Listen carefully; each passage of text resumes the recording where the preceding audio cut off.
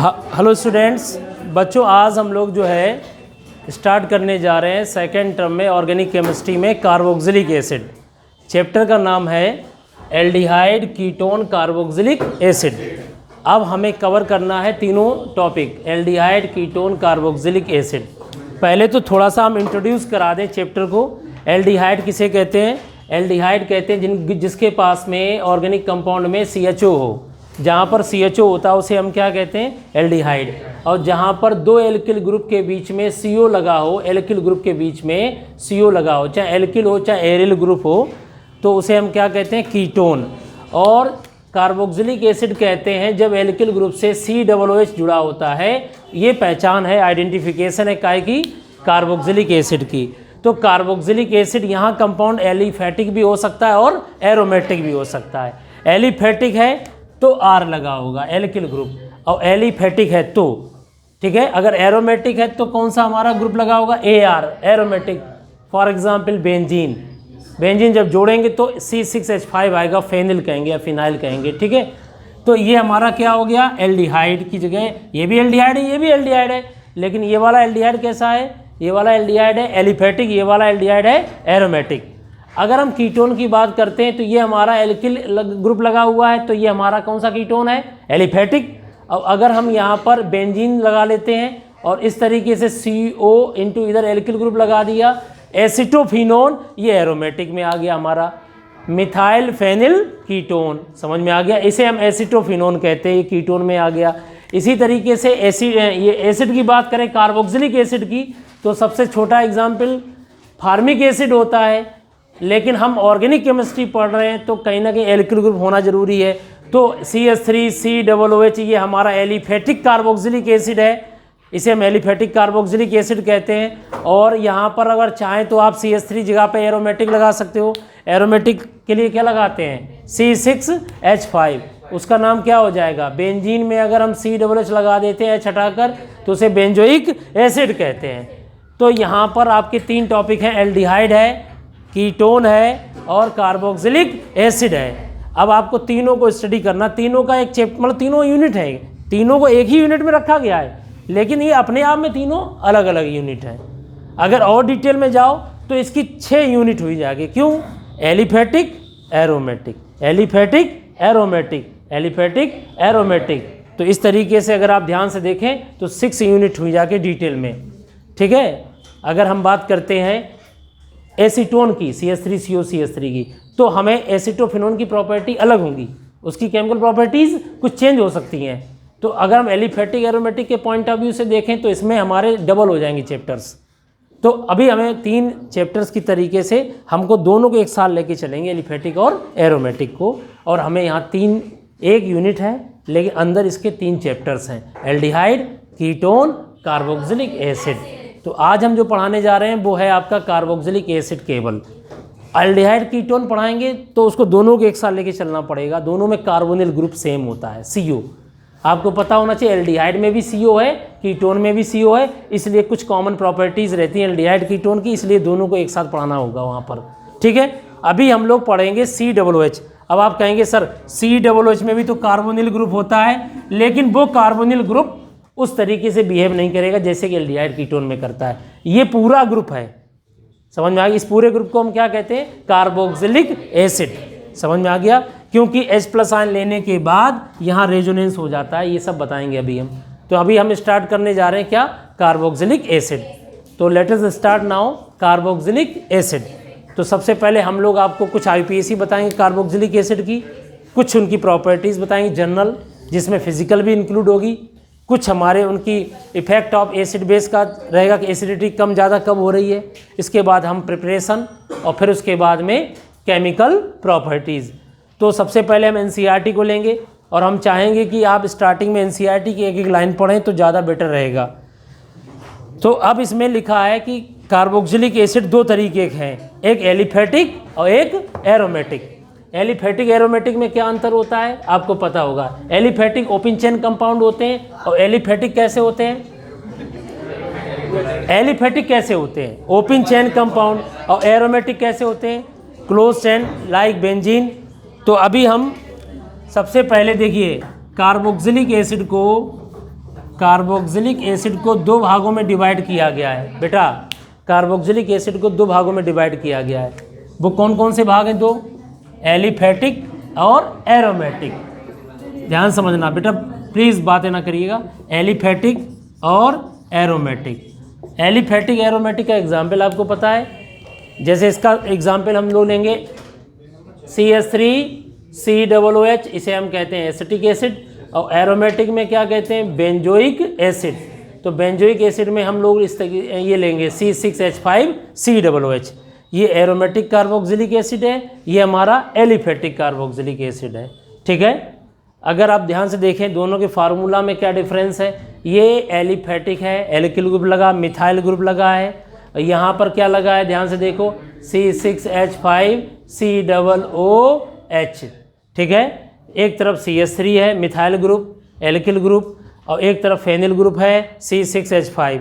दोनों एसिड हैं, दोनों COOH रखते हैं, दोनों H+ आयन देते हैं, बट दोनों की एसिडिटी में कंपेयर करते हैं अगर हम लोग, तो यहाँ पर aromatic carboxylic acid are more acidic than aliphatic.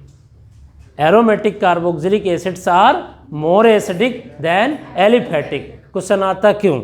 Question मान लीजिए एग्जाम में जनरेट हो गया कि एरोमेटिक कार्बोक्सिलिक एसिड्स, पहला क्वेश्चन आप नोट कर लीजिए यहीं पर, ये आप नोट करिए एक एक पॉइंट टू पॉइंट।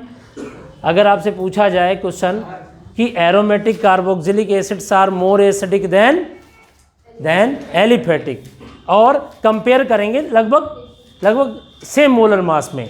ठीक है, तो अब आप बताएंगे इन दोनों में सबसे ज़्यादा एसिडिक कौन है बेटा? जरा देखिए, CH3COOH और C6H5COOH, इन दोनों में सबसे ज़्यादा एसिडिक कौन है?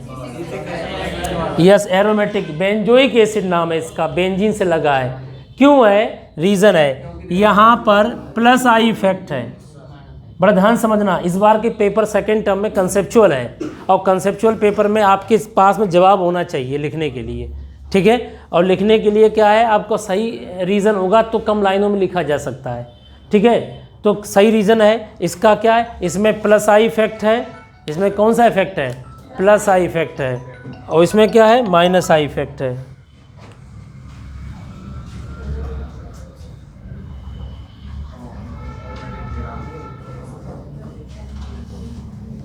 एक में प्लस आई इफेक्ट है, एक में क्या है? माइनस आई।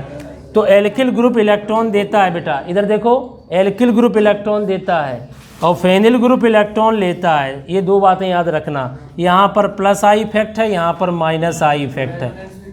रेजोनेंस है, हम मना नहीं कर रहे, दोनों में रेजोनेंस है। और सुनो, दोनों में रेजोनेंस है, बट हमें बात रखनी है। हमने पढ़ा है प्लस आई इफेक्ट होता है तो इलेक्ट्रॉन देता है, और जब कोई इलेक्ट्रॉन देता है तो एसिडिक कैरेक्टर घटता है। प्लस आई इफेक्ट अगर है तो एसिडिक कैरेक्टर डिक्रीज करेगा, और माइनस आई इफेक्ट है तो एसिडिक कैरेक्टर। देखिए दोनों पेरेंटल, अगर पेरेंट पॉइंट ऑफ व्यू से देखें, ओरिजिनल पॉइंट ऑफ व्यू से देखें, तो इन दोनों की दोनों COOH रखते हैं, दोनों की दोनों एसिडिक हैं। बट ये क्वेश्चन है कि कौन ज़्यादा एसिडिक है। तो aromatic carboxylic acids are more acidic due to aromatic, मतलब एरोमेटिक में माइनस आई है। बेंजीन है, बेंजीन का काम क्या है? पाई में डीलोकलाइजेशन है, वो तो है, एक माइनस आई इफेक्ट भी होता है। और एल्किल ग्रुप में क्या होता है? प्लस आई इफेक्ट होता है। तो ये इलेक्ट्रॉन देंगे, ये इलेक्ट्रॉन को क्या करेंगे? अट्रैक्ट करेंगे। तो फेनिल ग्रुप इलेक्ट्रॉन बेटा विड्रॉइंग ग्रुप है, और ये बेटा इलेक्ट्रॉन डोनेटिंग ग्रुप है। तो दोनों को समझिएगा, एक इलेक्ट्रॉन दे रहा है और दूसरा इलेक्ट्रॉन को विड्रॉ कर रहा है, खींच रहा है।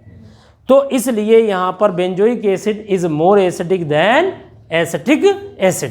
पहले तो ये कंपेयर कर लिया, ठीक है। और कहीं कहीं पर कंपेयर करने के लिए लोग लगभग सेम मोलर मास वाली चीज़ों को कंपेयर करते हैं, लेकिन अभी यहाँ पर हमें COOH से मतलब है उसके साथ कौन ग्रुप लगा है। एक इलेक्ट्रॉन देने वाला और एक इलेक्ट्रॉन लेने वाला, विड्रॉ करने वाला, अट्रैक्ट करने वाला, ठीक है। अब आता है कि सर रेजोनेंस बता रहे कुछ लोग। हाँ, कई बच्चे यहाँ लिख के आएंगे aromatic carboxylic acid just like benzoic acid is more acidic than acetic acid because of resonance. I think ये लिख के आते कई लोग। तो हाँ बिल्कुल सही है, लेकिन वो सही आंसर इसलिए नहीं है, दोनों में रेजोनेंस है। अब आपके सामने क्वेश्चन आया, सर आपने कहा दोनों में रेजोनेंस है। अब ये पॉइंट आता है कि दोनों रेजोनेंस शो करिएगा। दोनों में रेजोनेंस कैसे है? ये नोट कर लिया बेटा, ठीक है। हाँ, लेकिन मैं बता रहा हूँ यहाँ दोनों में रेजोनेंस है। देखिए इधर देखो, बताना आप लोग खुद बताओगे आप लोग। देखो हर एक क्वेश्चन को बड़े ध्यान समझिए। यहाँ ऑर्गेनिक केमिस्ट्री में एक पॉइंट है, ये ऑर्गेनिक केमिस्ट्री में हम रिएक्शन काम चलाने के लिए याद तो कर सकते कुछ गिनी चुनी रिएक्शन को, लेकिन सबको नहीं, ठीक है। तो समझना ही विकल्प है मेन। यहाँ लेक्चर को समझना और सुनना बहुत ज़रूरी है, फिर आप प्रैक्टिस तो हर सब्जेक्ट में चाहिए, ठीक है। लेक्चर को समझो केवल, यही क्वेश्चन आएंगे कंसेप्चुअल, जैसे हम समझा रहे हैं, जो चीज़ बताएंगे वही चीज़ें आएंगी। अब उसको आप लिख लेते हो, फिर उसको प्रैक्टिस लाते हो, वो अच्छी बात है, लिखना और प्रैक्टिस करना ज़रूरी है, नहीं तो भूल जाओगे। लेकिन सबसे पहला काम है वो है कि सुनना और समझना, ठीक है। अब यहाँ पर क्या है, ये देखो बेटा COOH।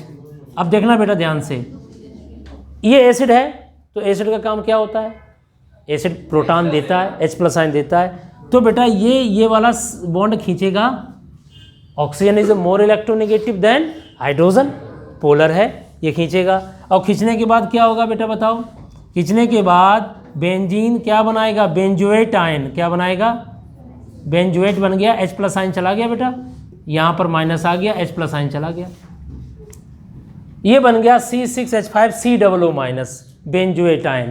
बोलो बेंजोएट ही बोलेंगे, जैसे उसमें एसीटेट बोलेंगे, इसमें बेंजोएट बोलेंगे।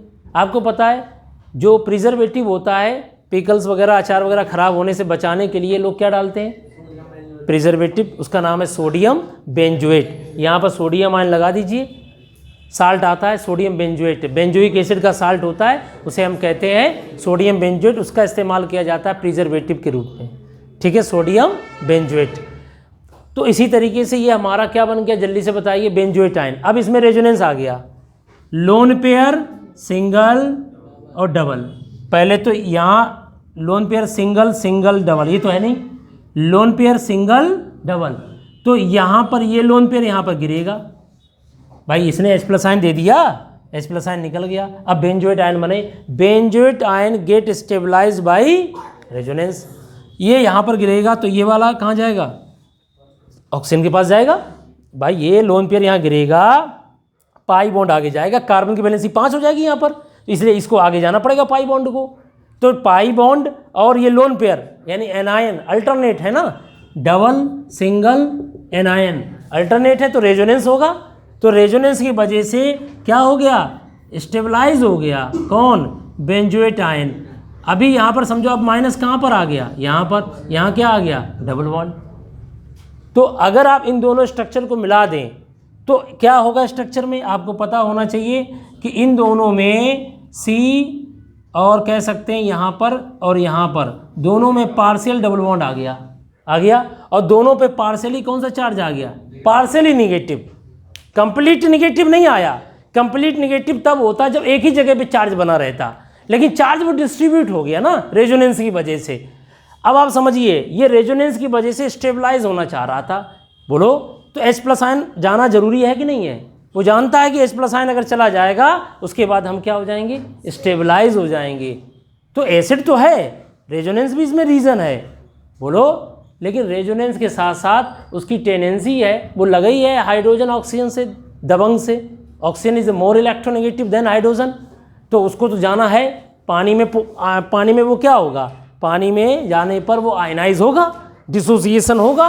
हाँ, जो स्ट्रॉन्ग एसिड होते हैं वो 100% आयनाइज हो जाते हैं, लेकिन ऑर्गेनिक एसिड 100% आयनाइज नहीं होते हैं। ऑर्गेनिक एसिड 100% आयनाइज नहीं होते हैं, एसिटिक एसिड है 10% तक आयनाइज होता है, मुश्किल से ज़्यादा से ज़्यादा। लेकिन अगर हम HCl HNO3 H+4 की बात करें, वे 100% तक आयनाइज हो जाते हैं, लगभग 100% तो होता नहीं है हाइड्रोलॉजी, लेकिन 90% आयनाइज हो जाते हैं। लेकिन एसिटिक एसिड, बेंजोइक एसिड ये ज़्यादा आयनाइज नहीं होते, ऑर्गेनिक एसिड हैं, कुछ डिसोसिएट होते, कुछ डिसोसिएट नहीं होते, इसीलिए इनके बीच में इक्विलिब्रियम स्टेबलाइज रहता है। अगर हम बात करते हैं इसमें, तो रेजोनेंस समझ में आया। तो रेजोनेंस क्यों है, रेजोनेंस की वजह से बेंजोएट आयन, देखिए बात समझिए, H+ आयन दे दिया, H+ आयन देने के बाद क्या बना, बेंजोएट आयन, क्या बना, बेंजोएट आयन, और benzoate ion get stabilised by resonance. H+ ion देने के बाद जो स्पीशीज शेष बची है उसमें रेजोनेंस की वजह से स्थायित्व आ गया है, स्टेबलाइज हो चुका है, समझ रहे हो। नहीं तो H+ आयन देने के बाद अगर माइनस एक जगह होता तो H+N वापस आ जाता, फिर से एसोसिएशन हो जाता, डिसोसिएशन का उल्टा। समझ में आ गया? लेकिन वो माइनस एक जगह नहीं है, वो माइनस कंट्रीब्यूशन हो गया चारों तरफ। उसके पास माइनस था, अल्टरनेट उसने उधर भेज दिया, उसने फिर इधर आ गया, तो इसलिए ओवरऑल पार्शियली निगेटिव हो गया। अब H+N आ ही नहीं पाएगा, H+N को पूरा माइनस चाहिए, बोलो। और किसी ऑक्सीजन पे पूरा माइनस है ही नहीं, उसका पार्शियली चार्ज है रेजोनेंस की वजह से, इसलिए वो दोबारा वहाँ पर आने की कोशिश नहीं करेगा। इसलिए जितना डिसोसिएट हो जाता है उतना डिसोसिएट हो जाता है। समझ में आ गया? तो बात यहाँ समझिए कि यहाँ एक बार H+ देने के बाद बेंजोएट आयन बनते हैं, वो उनमें रेजोनेंस होता है, जिससे वो बेंजोएट आयन स्टेबलाइज हो जाते हैं। समझ में आ गया? बोलो। तो इसको लोग इस तरीके से लिख देते हैं कि C6H5CO, यहाँ पर समझना O, यहाँ पर लिखेंगे O, और यहाँ पर क्या रहेगा, जल्दी बताओ क्या रहेगा, रेजोनेंस की वजह से पार्शियल, और यहाँ पे पार्शियल निगेटिव चार्ज रहेगा। अब H+ आ सकता है इनके पास? नहीं, वो अट्रैक्ट रह सकता है दूर से, इनसे कंबाइंड होकर बॉन्डेड नहीं हो पाएगा। क्यों? क्योंकि किसी के ऊपर माइनस पूरा नहीं है। समझ में आ गया? क्योंकि माइनस जब था तो वो आपस में रेजोनेंस की वजह से दूसरे माइनस पे चला गया, फिर इधर आ गया, फिर इधर आया, इसलिए ये रेजोनेंस है। तो रेजोनेंस से हम ये कह सकते हैं कि बेंजोएट आयन स्टेबलाइज हुए हैं। क्वेश्चन आपसे हम पूछें, क्या बेंजोएट आयन स्टेबलाइज है? आपसे हम पूछें, बताइए इन दोनों में बड़े ध्यान समझना, कहाँ पर, जैसे कोई क्वेश्चन दे दिया,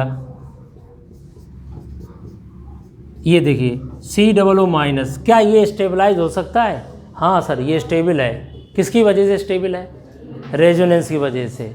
कभी कभी चीज़ें ऐसी पूछी जाती हैं। देखो, पढ़ाई का कोई फॉर्मेट नहीं होता है कि हम ये पढ़ रहे हैं तो ये MCQ लिए है, ये है। बस बच्चे क्या करें, क्लास को बड़े ध्यान से समझें जब पढ़ा रहे हैं, ठीक है? और पढ़ते समय समझना बहुत ज़रूरी है। चीज़ समझ के फिर चाहे एग्ज़ाम वो MCQ आए एग्ज़ाम में, चाहे आपका कंसेप्चुअल आए, फिर आए हुए प्रश्नों पे प्रैक्टिस करना होता है, ठीक है? तो समझिए ज़्यादा। अब ऐसे ही बताओ, रेजोनेंस एसिटिक एसिड में भी रेजोनेंस होगा, याद है आपको? एसिटिक एसिड में क्या हो जाएगा बताओ? एसिटिक एसिड में रेजोनेंस कैसे होगा? देखो CH3COOH, यही तो होता है फार्मूला। बोलिए बेटा, एसिटिक एसिड का यही फार्मूला है। अब अगर हम यहाँ से H+ आयन निकाल दें, एसिटिक एसिड है, एलिफेटिक है कि एरोमेटिक है? एलिफेटिक है। और एलिफेटिक वाले कम एसिडिक होते हैं एरोमेटिक से, क्योंकि इसमें +I इफेक्ट है एल्किल ग्रुप की वजह से। बार बार हम रिपीट कर रहे हैं समझने के लिए। अब ये H+ आयन दे देगा, तो H+ आयन देने के बाद क्या होगा बेटा बताओ? यहाँ पर माइनस आ गया, बोलो, माइनस आ गया। जब माइनस यहाँ पर आ गया तो ये स्टेबलाइज हो जाएगा, लोन पेयर यहाँ पर गिरेगा, ये पाई बॉन्ड यहाँ पर जाएगा। याद आया? बोलो बेटा, ये किसके साथ कंजुगेशन में है? Lone pair single double. बोलो। तो यहाँ पर स्टेबलाइज हो गया तो क्या हो जाएगा? जब स्टेबलाइज हो जाएगा, स्टेबिलिटी बढ़ जाएगी एसीटेट आयन की, और ये हो गया तुम्हारा क्या, CH3C, यहाँ माइनस आ जाएगा, और यहाँ पर क्या आ जाएगा? देखिए, कई बातें हमने पहले भी बताई थी आपको, रेजोनेंस, ये कॉमन चीज़ें सब बताते हुए चल रहे थे। अभी भी आपको बताएंगे, जहाँ जो भी चीज़ आएगी नहीं समझ में आए तो पूछेंगे आप लोग। रेजोनेंस जानते हो आप लोग? नहीं आता है तो समझ लीजिएगा, रेजोनेंस साइड में लिख लो। जब डबल सिंगल डबल और double single lone pair, double single anion और double single empty orbital, double single free radical होता है, तब रेजोनेंस होता है मॉलिक्यूल में। अब जैसे यहाँ देखो, डबल सिंगल लोन पेयर पे माइनस एनायन बोलेंगे तो रेजोनेंस है। अब एनायन क्या करता है? एनायन यहाँ पर गिरेगा तो यहाँ डबल बॉन्ड आएगा, डबल बॉन्ड आगे जाएगा तो उस पर माइनस आ जाएगा। अब दोनों की इधर से उधर जा रहा है। चार्ज अगर किसी एक पे रहे, जैसे पहले के फैमिलीज़ में सभी लोग रहते थे एक साथ, तो क्या होता, फैमिली स्टेबल ज़्यादा बनी रहती थी। किसी को प्रॉब्लम आती तो उसके घर में दूसरा उसको सपोर्ट कर देता था, और उस पर प्लस आया, गरीबी आई तो दूसरे ने मदद कर दी, कंट्रीब्यूशन हो जाता था। अब अगर जो सिंगल फैमिली है, अगर उस पर कोई गाज गिरती है, उस पर कुछ प्रॉब्लम आती है, तो उसको ही सामना चैलेंज करना पड़ेगा, तो वो जल्दी कैसा हो जाता है, डीस्टेबलाइज हो पाता। तो अब जो फैमिली वो स्टेबलाइज इसलिए नहीं है क्योंकि वो सिंगल है। तो यहाँ पर चार्ज आया माइनस, अब ये चार्ज कहाँ पहुँच गया? यहाँ पर पहुँच गया, उसी फैमिली में ज्वाइंट था, रेजोनेंस की वजह से स्टेबिलिटी बढ़ गई इसकी। चार्ज इधर चाहे प्लस हो चाहे माइनस हो, चार्ज क्या हो रहा है, एक के ऊपर नहीं है। अगर एक के ऊपर चार्ज बना रहेगा तो समस्या है, ठीक है। तो स्टेबलाइज करने के लिए चार्ज का डिस्ट्रीब्यूशन होना जरूरी है। तो ये समझ में आ गया। तो एसीटेट में भी क्या पाया जाता है, रेजोनेंस। और कार्बोक्सिलिक एसिड में अब समझ में आ गया, COO माइनस होगा तो वो स्टेबलाइज हो जाएगा किसकी वजह से, रेजोनेंस की वजह से। लेकिन एरोमेटिक ज़्यादा एसिडिक है एलिफेटिक से, तो उसका reason plus I effect minus I effect है। एरोमेटिक में माइनस आई इफेक्ट है। एरोमेटिक क्या करता है, जब आपको पता है, इलेक्ट्रॉन खींचता है C6H5 और CH3 इलेक्ट्रॉन देता है। इलेक्ट्रॉन देने से क्या हो जाता है बताओ, एसिडिक कैरेक्टर घटेगा, इलेक्ट्रॉन खींचने से एसिडिक कैरेक्टर बढ़ेगा। अब ये आता, कई बच्चे कहते हैं सर ये हमें समझ में नहीं आया, क्यों देने लेने से इलेक्ट्रॉन खींचेगा, मतलब यहाँ पर प्लस आई क्या होता, माइनस का ये होता। ये सब बातें 11th क्लास में पढ़ाई जाती हैं, आपने पढ़ा होगा, प्लस आई इफेक्ट और कौन सा इफेक्ट, माइनस आई इफेक्ट। तो अगर आप समझना चाहते हो समझ सकते हो। देखो देखो बच्चों, जैसे CH3 इधर देखिए, COOH इधर देखना, बताओ अच्छा आप लोग इधर देखिए ध्यान से, ये एल्किल ग्रुप क्या कर रहा है। देखो टॉपिक बहुत है इसमें, लेकिन एक्सप्लेनेशन इतना ज़्यादा हो रहा है कि अब बहुत ज़रूरी है। हमने क्या कहा, काम से पहले सोचो हम ये करेंगे, लेकिन जब करने बैठो तो बहुत सारी सिचुएशंस बच्चों को बतानी पड़ती हैं। अब जैसे यहाँ इतनी बात चर्चा हो रही है, करनी पड़ेगी, क्योंकि आपको आगे दिक्कत ना हो। CH3 एल्किल ग्रुप इलेक्ट्रॉन दे रहा है, अब देखना ये खींच रहा है तो यहाँ क्या आएगा, प्लस, पाई बॉन्ड है ये, ऑक्सीजन दबंग है तो प्लस आएगा। तो प्लस क्या करता है, प्लस आया तो ये यहाँ गिरेगा, ये इसका प्लस साइन खींचेगा। लेकिन जब इस प्लस को इधर से सपोर्ट मिल रहा है, एल्किल ग्रुप इलेक्ट्रॉन दे रहा है, डोनेटिंग ग्रुप है, प्लस आई इफेक्ट है, तो वो ऑक्सीजन से इलेक्ट्रॉन जल्दी लेगा नहीं। मेरी बात समझने की कोशिश करो, जब कोई सपोर्ट इधर से कर रहा है, इस पर कमी आ रही है, तो जब इधर से सपोर्ट हो रहा है, इधर से सपोर्ट हो रहा है, तो ये थोड़ी देर बाद इधर से लोन पेयर लेगा सपोर्ट। बोलो बेटा, lone pair single empty resonance है, तो ये यहाँ तभी गिरेगा, यहाँ प्लस आया, लेकिन उससे पहले इसने सपोर्ट कर दिया है, तो देर से इस प्लस आयन निकलेंगे, ये बॉन्ड देर से टूटेगा यहाँ पर। अब यही बात अगर हम फेनिल ग्रुप लगा दें C6H5 तो COOH, यहाँ पे समझिए इस केस में क्या सिचुएशन है। ये देखो यहाँ पे क्या आ गया, जल्दी बोलो, प्लस आ गया। अब ये ग्रुप हमने पढ़ा है क्या है बताओ, अच्छा वैसे इलेक्ट्रॉन विथड्रॉइंग है कि नहीं है बताओ, अच्छा तो माइनस आई इफेक्ट है, और माइनस आई इफेक्ट है तो ये क्या करेगा बताओ, खींचेगा, इलेक्ट्रॉन खींचेगा, तो जल्दी से खींचेगा, इधर से देखिए ये खींच रहा है, तो इसमें और कमी हुई तो अपने आप ये H+ आयन जल्दी देगा। समझ में आ गया, इसलिए H+ आयन जल्दी देता है कौन सा, बेंजोइक एसिड, ठीक है। लेकिन कई स्टूडेंट, अब देखिए यही केमिस्ट्री है, केमिस्ट्री में थोड़ा चेंज करें तो मैं थोड़ा सा कंफ्यूज कर दें। देखो अब है, बस हम तैयार नहीं कंफ्यूजन के लिए, बस ये प्रॉब्लम है। अभी हम आपके सामने क्वेश्चन जनरेट कर रहे हैं, अब यही तो प्रॉब्लम है। अब यहाँ देखना COOH था, देखना ये यहाँ खींचा, यहाँ क्या आ गया, प्लस आ गया, बताओ मुझे, ये प्लस आ गया। अब प्लस आ गया तो प्लस का मतलब क्या होता है, कमी, प्लस का मतलब क्या होता है, कमी।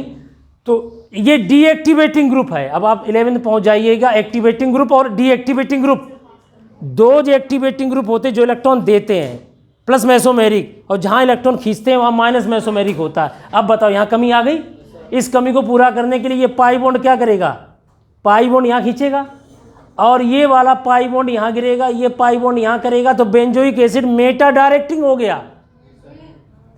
एक होते आर्थो पैरा डायरेक्टिंग, एक होते मेटा डायरेक्टिंग। बताओ, एक मेटा डायरेक्टिंग होते हैं, आर्थो पैरा होते हैं। अगर आपसे हम पूछे बेंजोइक एसिड कैसा है, आर्थो पैरा की मेटा है, ये मेटा डायरेक्टिंग हुआ।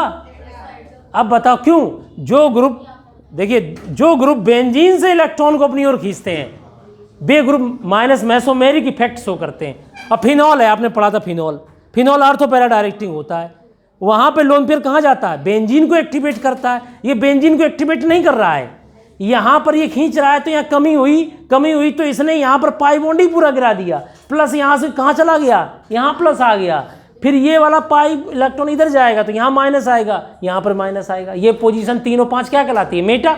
तो आने वाला इलेक्ट्रोफाइल मेटा पे जाएगा।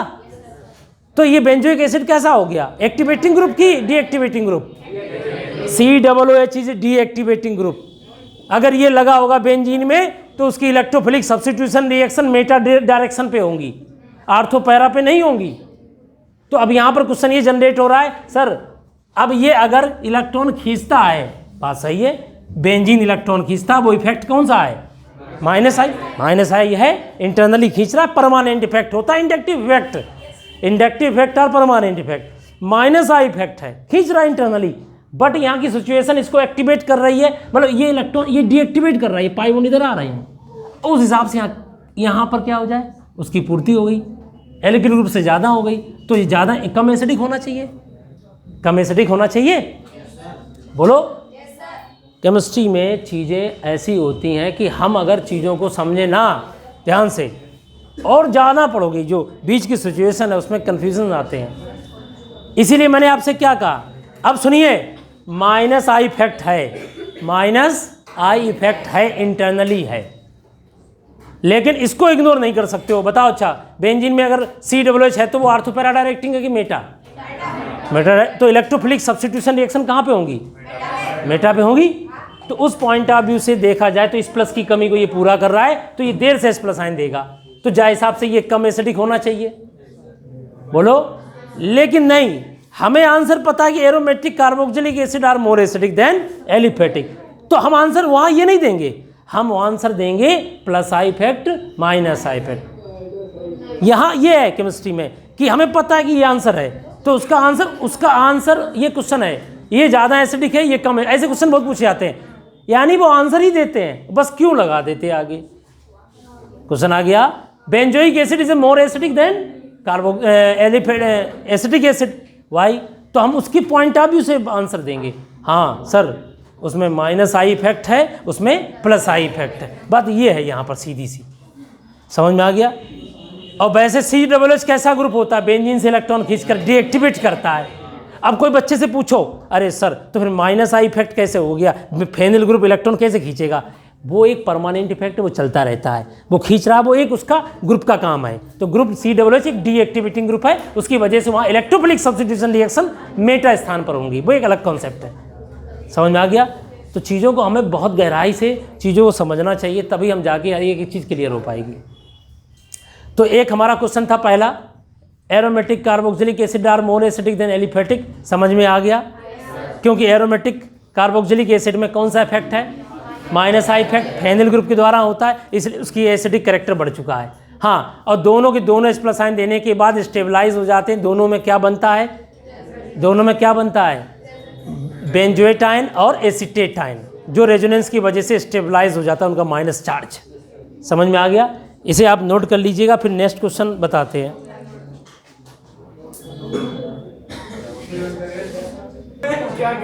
बच्चों देखिए, थोड़ा इंट्रोडक्शन जो हमने दिया था अभी उसके आगे चलते हैं। बेटा देखो, कार्बोक्सिलिक एसिड अगर आपसे कोई पूछे ये वर्ड कैसे बना है, सर ये दो ग्रुप से मिलकर बना है, एक कार्बोनिल ग्रुप CO और एक OH हाइड्रोक्सी ग्रुप। तो कार्बोनिल हाइड्रोक्सिल समूह को अगर हाइड्रोक्सी ग्रुप को जोड़ें, कार्बोनिल ग्रुप हाइड्रोक्सिल ग्रुप दोनों को ऐड करेंगे तो कार्बोक्सिल ग्रुप बनेगा, ठीक है, दिख रहा है कार्बोनिल और हाइड्रोक्सी ग्रुप। तो हाइड्रोक्सिल और कार्बोनिल जोड़ दीजिए, बन गया तुम्हारे सामने कार्बोक्सिल ग्रुप। दूसरी बात कि कार्बन एक है कि दो कार्बन है, इधर देखिए बेटा, एसिटिक एसिड में कितने कार्बन है, 2 है, तो ये नॉर्मल एसिड है एलिफेटिक, बट ये फैटी एसिड नहीं है। बेटा इधर देखो, फैटी एसिड उन्हें कहते हैं जिनमें कार्बन की संख्या बढ़ जाए, जैसे कार्बन 12, 13, 14, 15, 16, 17, मतलब हाइयर मेंबर हो एल्किल ग्रुप के, तो वो जो है एसिड फैटी एसिड कहलाते हैं। उनका नेचुरल सोर्स फैट है। अगर फैट की हाइड्रोलिसिस कराई जाए तो you will get a glycerine, यानी दैट इज कॉल्ड ग्लिसरॉल। अगर फैट की हाइड्रोलिसिस की जाए तो हमें ग्लिसरीन मिल जाती है और फैटी एसिड मिल जाते हैं। यस, फैट की हाइड्रोलिसिस करोगे, फैट की क्या करेंगे, हाइड्रोलिसिस करते हैं, कुछ ना करो, फैट लो और उसको रख के किसी बर्तन में गर्म करिए पानी डाल करके, और जब खूब हीट करोगे तो हाइड्रोलिसिस होती है, और हाइड्रोलिसिस होने पर क्या बनता है, हाइड्रोलिसिस होने पर क्या बनता है, glycerol, that is called glycerine, और प्लस फैटी एसिड। बच्चों एसिड और ग्लिसरॉल में अल्कोहल होता है OH, तो this is alcohol, this is acid, और दोनों के मिलने से क्या बन गया, ईस्टर। तो फैट क्या है, fat is Easter, fat is Easter, और उस ईस्टर की हाइड्रोलिसिस करोगे you will gate alcohol and acid. लेकिन ये अल्कोहल ट्राई हाइड्रो, इसमें 3 OH होते हैं। ग्लिसरॉल का फार्मूला जानते हो, CH2OH CHOH CH2OH, तो इसमें 3 OH ग्रुप हैं अल्कोहल के, इसलिए यहाँ पर ग्लिसरॉल बना अल्कोहल और एक एसिड बना, और जिसमें फैट है तो उसमें कार्बन की संख्या 13, 14, 15 होगी। सबसे छोटा एग्जाम्पल आपने पढ़ा होगा फैटी एसिड का, C17H35COOH, स्टेरिक एसिड। अब स्टेरिक एसिड है और ये फैट से प्राप्त कर लिया हमने, ये कैसे पता है ये हमारा फैट है, फैट होते हैं सैचुरेटेड, ऑयल होते हैं अनसैचुरेटेड। अगर यहाँ होता C17H33 तो ये ऑयल होता, लिक्विड फॉर्म में ऑयल होता, ये फैट है। कैसे पता, CnH2n+1 एल्किल ग्रुप, एल्केन का क्या फार्मूला होता, CnH2n+2, 17 दूनी 34 2 36, 36 एक कम कर दिया तो 35 आ गया, तो ये एल्किल ग्रुप है। एल्कीन इल नहीं है, एक होता है एल्कीन, एल्कीन क्या होता है, CnH2n फार्मूला होता है। तो ये देखिए बेटा, फैटी एसिड क्या होते हैं, फैटी एसिड वे होते हैं जिनमें कार्बन की संख्या क्या हो, 12 से लेकर 18 तक, ठीक है, एल्किल ग्रुप में। तो इस तरीके से फैटी एसिड हो गया। और सुनो, फैटी एसिड की रिएक्शन बेस से कराओ तो साल्ट बनेगा, ये साल्ट क्लीनिंग एक्शन रखता है, सोप है। तो what is the soap, sodium salt of fatty acid is called soap. फिर सोडियम साल्ट या पोटेशियम का salt, sodium potassium salt of fatty acid is called soap.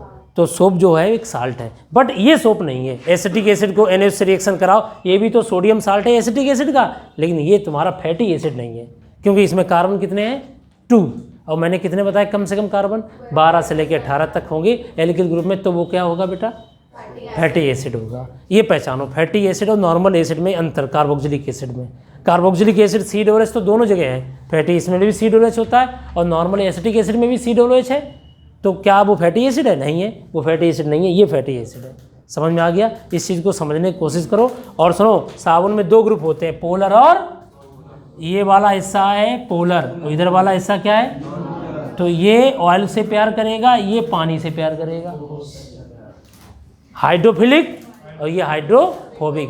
इसीलिए दोनों प्रकार के इम्प्योरिटीज़ को क्या कर देता है, क्लीन कर देता है। इसीलिए समझ में आ गया, इसीलिए इसको लेते हैं। और यहाँ पर एल्किल ग्रुप कम है, समझ में आ गया, इसलिए यहाँ पर ऑयल के प्रति चाहने वाली चीज़ कम है, इसलिए यहाँ अच्छा ये साल्ट ही रहेगा, ये सैपोनिफिकेशन वैल्यू नहीं रखेगा। समझ में आ गया, इसे नोट कर लीजिएगा। नेक्स्ट आगे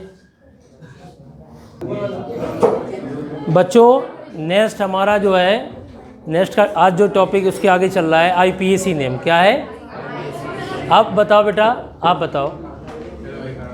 IPAC नेम अगर हम बताते हैं तो IPAC नेम में कार्बोक्सिलिक एसिड का सफिक्स प्रीफिक्स क्या होता है। देखो बेटा, इधर देखो, अगर आप बोलेंगे तो समझ में नहीं आएगा। इधर देखो बेटा, COOH जहाँ होता है उसमें IPAC में सफिक्स होता है इसका ओइक, और प्रीफिक्स होता है कार्बोक्सी। तो याद रखो, इसका प्रीफिक्स क्या बताया था, कार्बोक्सी, और सफिक्स क्या है बेटा, ओइक एसिड, ओइक एसिड। तो आपको इनके कुछ IPAC नेम तैयार करने होंगे। तो वो IPAC नेम कौन कौन से मैं आपसे पूछ रहा हूँ, चलिए बताइए। हाँ, क्वेश्चन आ गया, what is the IPAC name of adipic acid, what is the IPAC name of adipic acid. अब बच्चा ये कहेगा सर अब एडिपिक एसिड नहीं पता है। Adipic acid is a common name, इधर देखो, adipic acid is a common name, इसका इस्तेमाल नायलॉन 6 बनाने में किया जाता है, पॉलीमर में। कनेक्ट करेंगे इसको। अब इधर देखो, पहले इधर एडिपिक एसिड का फार्मूला क्या होता है, CH2 का whole 4 COOH। How many carbon, 6 carbon. अब इसको अगर आपसे कहा जाए इसका इसका नॉमनक्लेचर बताइए। तो इसको CH2 ऐसे ओपन करके लिख दीजिए। लो लिख दिया ओपन करके, COOH। बेटा नंबरिंग करो इसकी, 1 2 3 4 5 6। तो यहाँ पर बेटा 6 है, 7 8 नहीं है। हाँ, बैकग्राउंड में बेटा आवाज़ फिर ज़्यादा आएगी आप। तो बताओ 6 कार्बन है।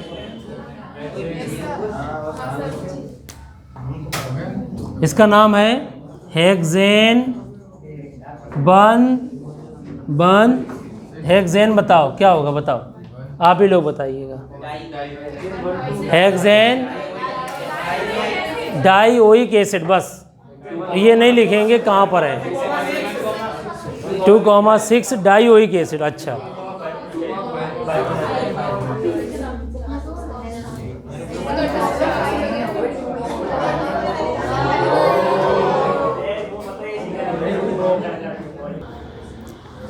बच्चों ये आपका एडिपिक एसिड का नाम हो गया हेक्सेन डाइओइक एसिड।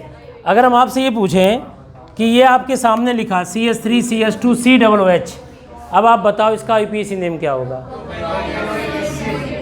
1 2 3, इसका नाम हो गया प्रोपेनोइक एसिड। क्या बन लिखा जाएगा?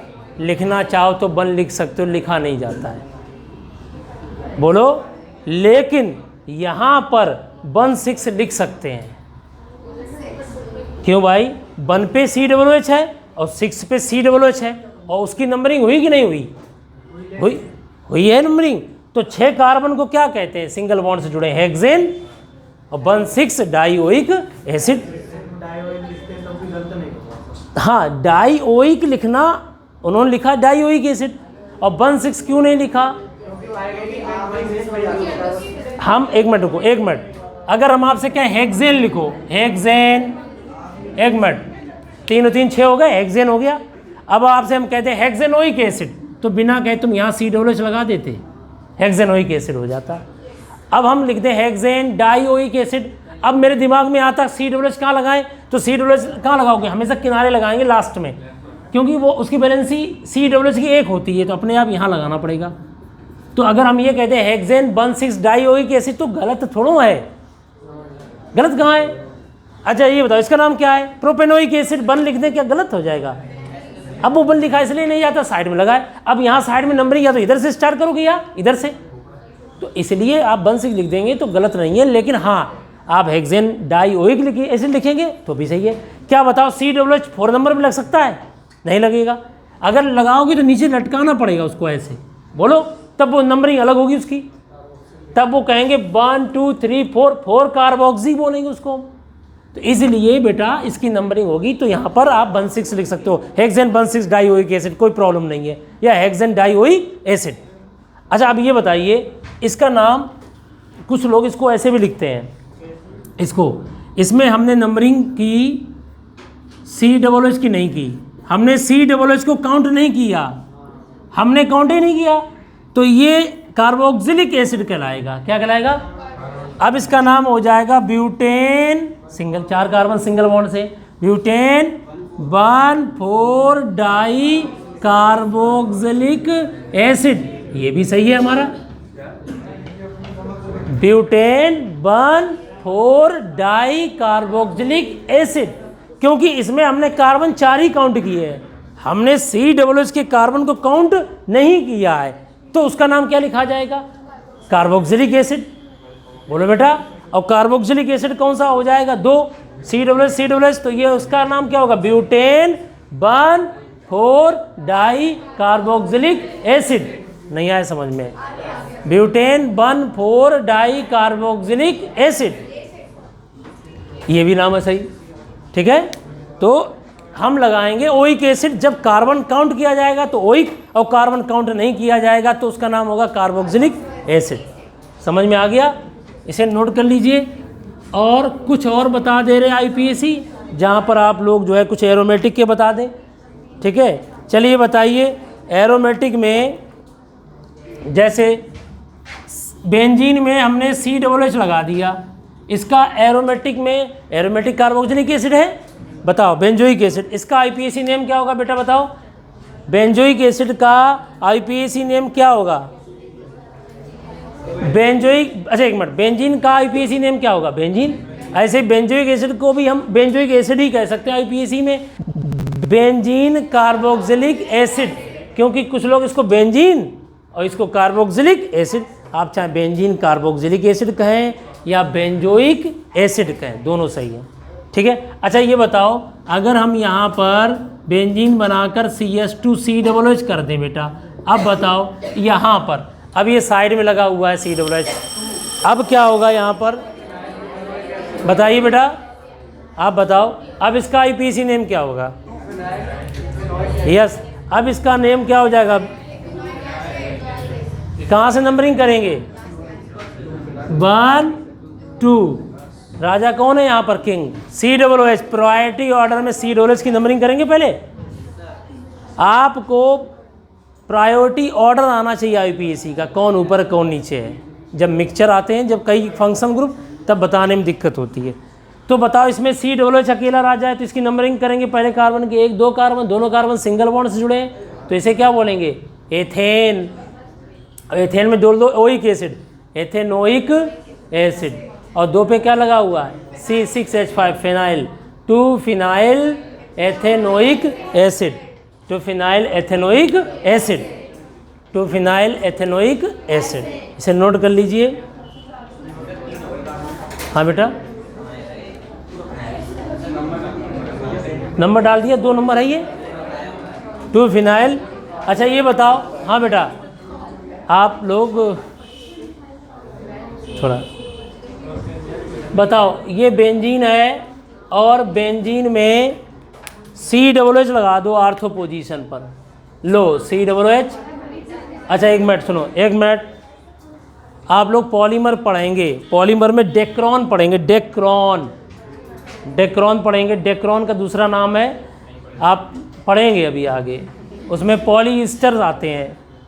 तो आपको बताएं, या आपने सुना होगा टेरिलीन, टेरिकॉट का कपड़ा बोलते हैं लोग, टेरिकॉट, टेरिलीन प्लस कॉटन मिला दो टेरिकॉट। अब होता है ये सब बातें पढ़ाएंगे पॉलीमर, बड़ा इंटरेस्टिंग मतलब टॉपिक है। तो अब देखिएगा इसमें क्या करना है, इधर देखो, यहाँ पर बेंजीन में ऊपर COOH लगा दो, इधर यहाँ लगा दो। बच्चों जब 2 COOH हो बेंजीन में तो इसका नाम है, सुन लो, इसका नाम है थैलिक एसिड, पी साइलेंट है इसमें, पी साइलेंट, इधर देखो इसका नाम क्या है, थैलिक एसिड, पी साइलेंट है इसमें, ठीक है, और इसका नाम है टर्फिथैलिक एसिड, टर्फिथैलिक एसिड, मतलब समझ रहे हो, टर्फिथैलिक एसिड और ये थैलिक एसिड, अंतर दोनों में क्या है, ये ये पैरा पे हैं, ये आर्थो पे हैं। अब इसकी हम नंबरिंग करें तो नंबरिंग करने में क्या हो जाएगा, तुम बताओ बेटा, कहाँ गए, हाँ बताओ इसका आईपीसी नेम बताओ बेटा, benzene 1,2 di carboxylic acid, benzene 1,2 di carboxylic acid, इसका आईपीसी हो गया। इसका नाम बताओ टर्पिथेलिक का, very good, benzene 1,4 di carboxylic acid, समझ में आ गया। तो इस तरीके के कुछ आईपीएसी नेम आपको पढ़ने हैं, एग्ज़ाम में आए, देखिए एग्ज़ाम में ये आएगा कि नहीं आएगा ये अलग बात है, ठीक है। बात ये है हम पढ़ रहे हैं कार्बोक्सिलिक एसिड, तो अब कम से कम कार्बोक्सिलिक एसिड का इंट्रोडक्शन, आईपीएसी, इतने सब बातें आनी चाहिए, preparation, properties, chemical properties, conversion, तो ये तो बेसिक काम है, हमें करना है, फिर अपने आप तुम्हें सब चीज़ें आने लगेंगी, ठीक है। शॉर्टकट उनके लिए होता है जिनके पास समय नहीं होता, पर्याप्त समय बचे, 2 दिन पढ़ा है नहीं, उनके लिए होता है कि भाई ये तैयार कर लो तो ये आ जाए। अभी आपके पास समय काफ़ी है, आप समझो, ठीक है। आईपीसी समझ में आ गया बेटा? बेटा देखो, ऑर्गेनिक केमिस्ट्री में एक एक लाइन आप एनसीईआरटी पढ़िए, सबसे बेस्ट तरीका है। इन्होंने स्ट्रक्चर आप कार्बोक्सिलिक ग्रुप में बहुत अच्छी बात कही है, अगर आप ये 2-3 लाइनें पढ़ लीजिएगा, आप इसके अंदर से एक क्वेश्चन निकल के आएगा, अब वो क्वेश्चन ये निकल के आएगा, कार्बोनिल कंपाउंड और कार्बोक्सिलिक ग्रुप दोनों में क्या पाया जाता है? CO। तो कौन कम इलेक्ट्रोफाइल होता है? इसमें बहुत अच्छा क्वेश्चन दिया है, समझना ध्यान से। इधर देखो, इधर बेटा CH3 CHO aldehyde, CH3 CO CH3 acetone ketone, this is A aldehyde और दिस इज ए कीटोन, ठीक है। और अभी हम लोग क्या स्टडी कर रहे हैं? तो CH3COOH। इसमें ये पूछा है कि बताओ कि इसमें लिखा है, साफ साफ लिखा है, पढ़ के देखिए। The carboxylic carbon is less electrophilic than carbonyl carbon.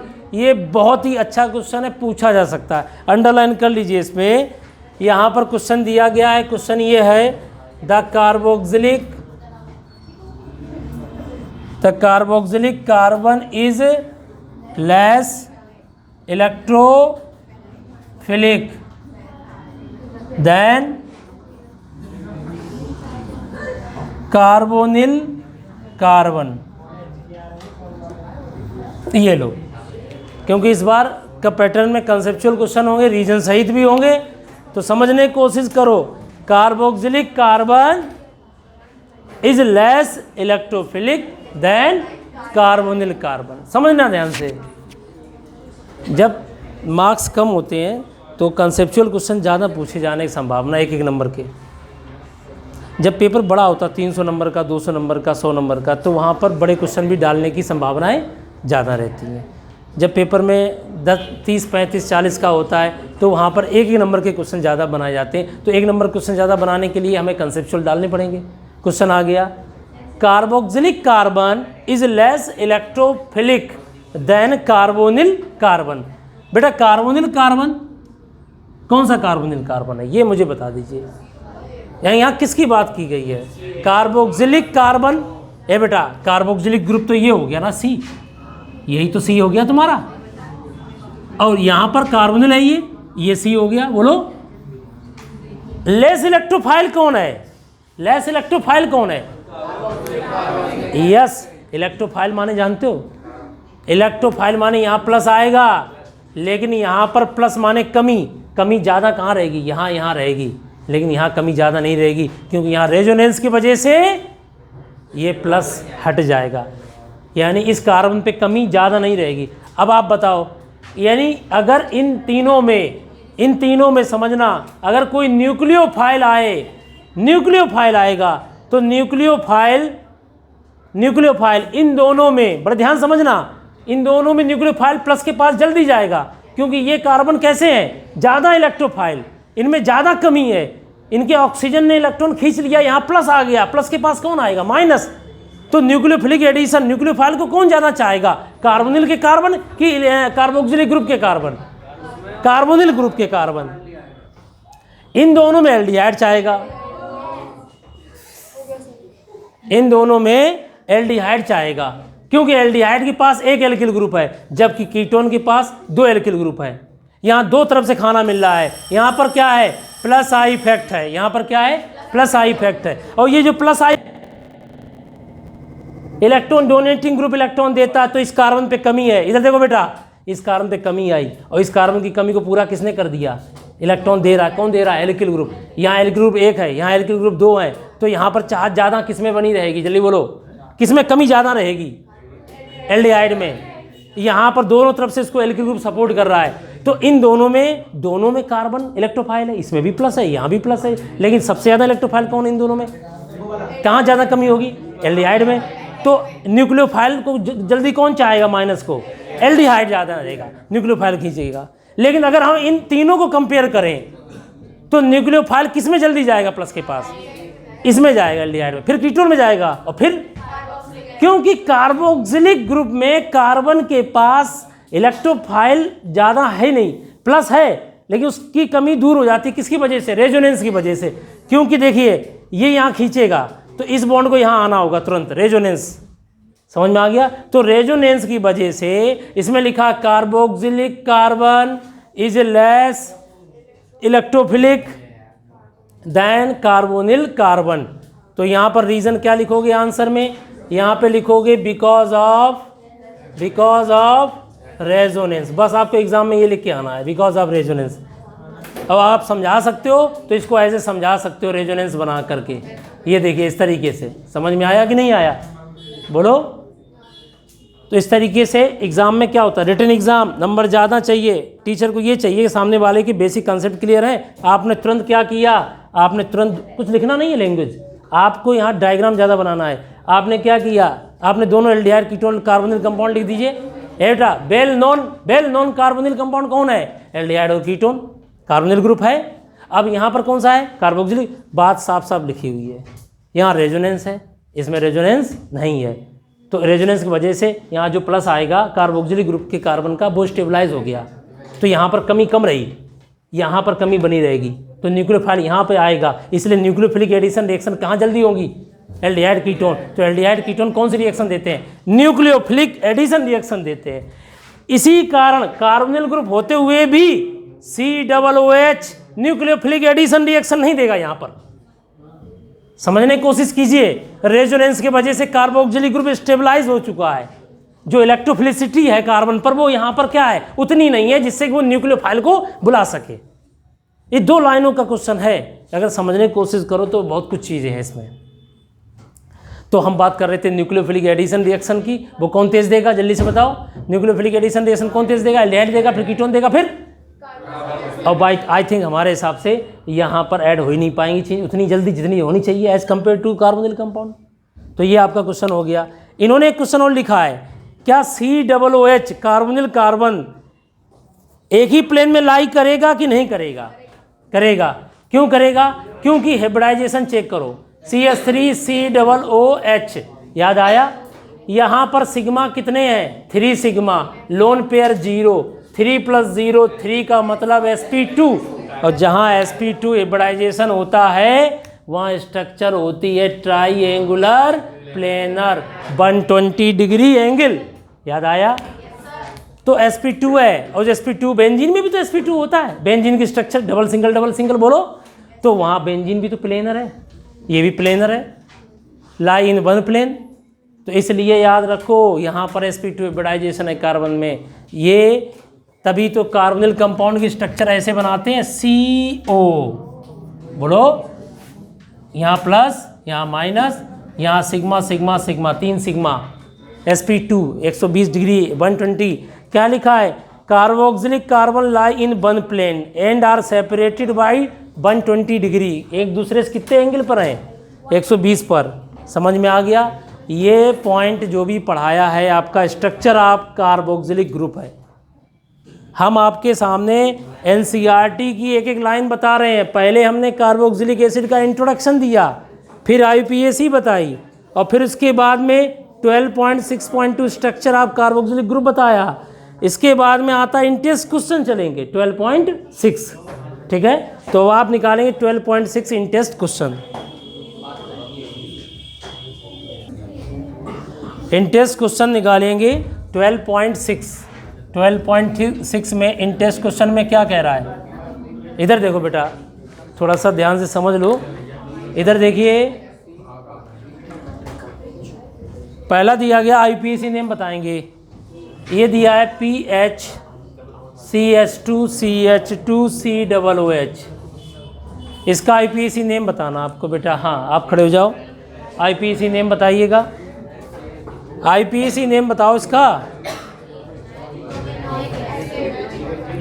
PH का मतलब क्या होता है? फिनाइल होता है, तो फिनाइल आपका है,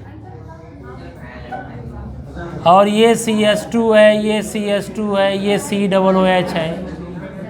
ओके, अब बताएंगे, इधर देखो बेटा, अब यहाँ पर 1 2 3 नंबरिंग यहाँ से क्योंकि हमने नंबरिंग यहाँ से क्योंकि मैंने कार्बोक्सिलिक ग्रुप है, गुड। तो कार्बोक्सिलिक ग्रुप यहाँ पर है, इसका नाम प्रोपेन हो गया, प्रोपेनोइक एसिड, और ये 3 पे क्या हो गया? Phenyl, 3 phenyl propanoic acid. समझ में आ गया? इसे कर लोगे। नेक्स्ट क्वेश्चन क्या है, CH3, देखिए बेटा इधर देखो, CH3 सेकेंड क्वेश्चन है, CH3 का whole twice C double bond CH C double OH।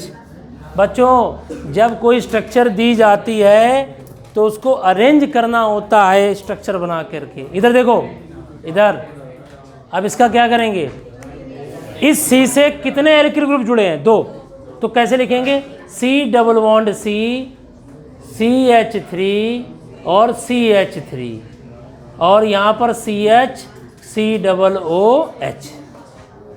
ठीक है, अब नंबरिंग करेंगे, जहाँ C डबल OH है उसका कार्बन पहले 1 2 3 4 लिख दिया मैंने। अब बेटा बताओ 3 पर क्या है, मिथाइल, और 4 को क्या कहते हैं, ब्यूट। तो अब क्या बोलेंगे, 3 मिथाइल ब्यूट, हाँ ब्यूट 2 इन 1 ओइक एसिड। ठीक है, आप ऐसे भी लिख सकते हो। अगर आप चाहो तो ब्यूट में क्या आएगा, 2 लगा दो पहले से, 2 ब्यूटेनोइक एसिड, आप ऐसे भी लिख सकते हो। इसको ऐसे लिख सकते हो, 3 मिथाइल 2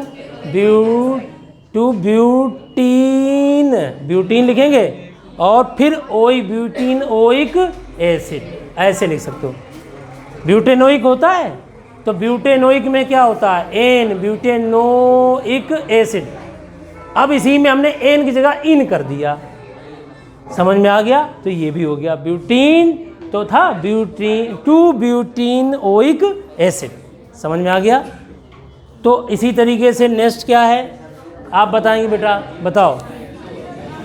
ए बेटा शांत रहो, हाँ बताओ।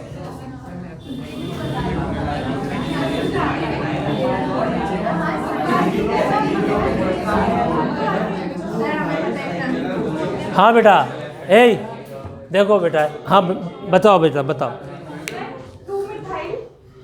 2 मिथाइल 1 2 3 4 5। हाँ बेटा, अच्छा इधर से करेंगे नंबरिंग, तो यहाँ 1, यहाँ 2 3 4 5, राजा ये है, बोलो। और सुनो, बैठ जाओ बेटा, इसकी नंबरिंग इसलिए नहीं कर रहे हैं क्योंकि रिंग में कितने का, यहाँ बेंजीन नहीं है, इस साइक्लो है, तो इसमें अंदर कार्बन की संख्या 5 है, 5 है, और इधर बाहर कितने, 1, तो इसलिए बाहर कम है, इधर ज़्यादा है, तो इसलिए अंदर की नंबरिंग होगी। अगर बेंजीन टाइप का होता तो नंबरिंग नहीं करते उस हिसाब से। अब ये बताओ क्या करेंगे, तो 2 पर मिथाइल होगा,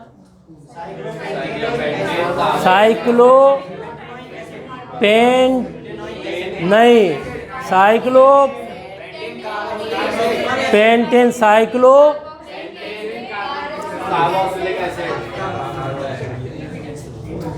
क्योंकि ओइक इसलिए नहीं लगाएंगे क्योंकि कार्बन की नंबरिंग नहीं हुई है, इसलिए पूरा काउंट किया जाएगा कार्बोक्सिलिक एसिड।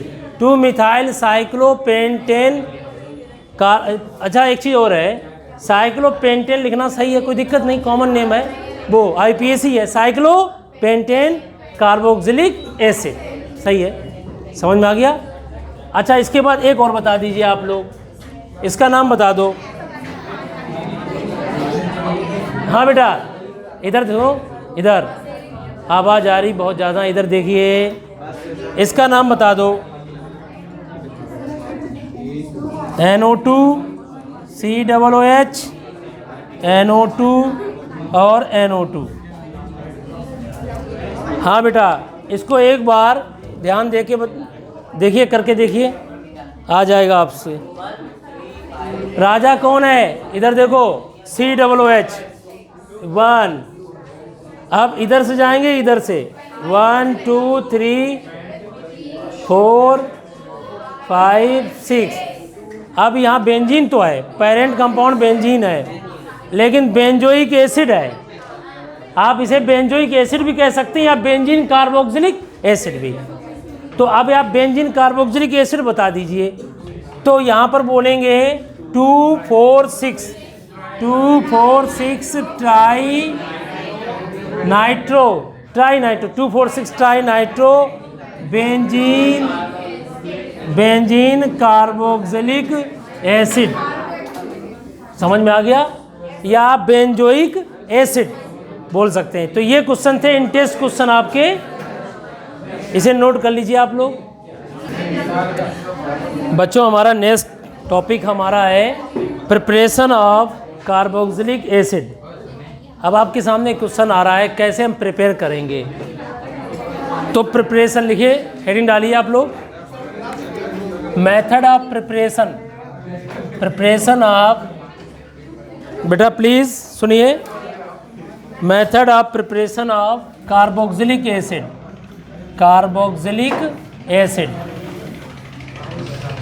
यानी कार्बोक्सिलिक एसिड को कैसे प्रिपेयर करोगे। इधर देखिए, देखो क्वेश्चन कहाँ से जनरेट होता है, प्रिपरेशन, प्रॉपर्टीज़, और फिर बाद में कन्वर्जन में तो हर चैप्टर इंटरलिंक होता है, ठीक है।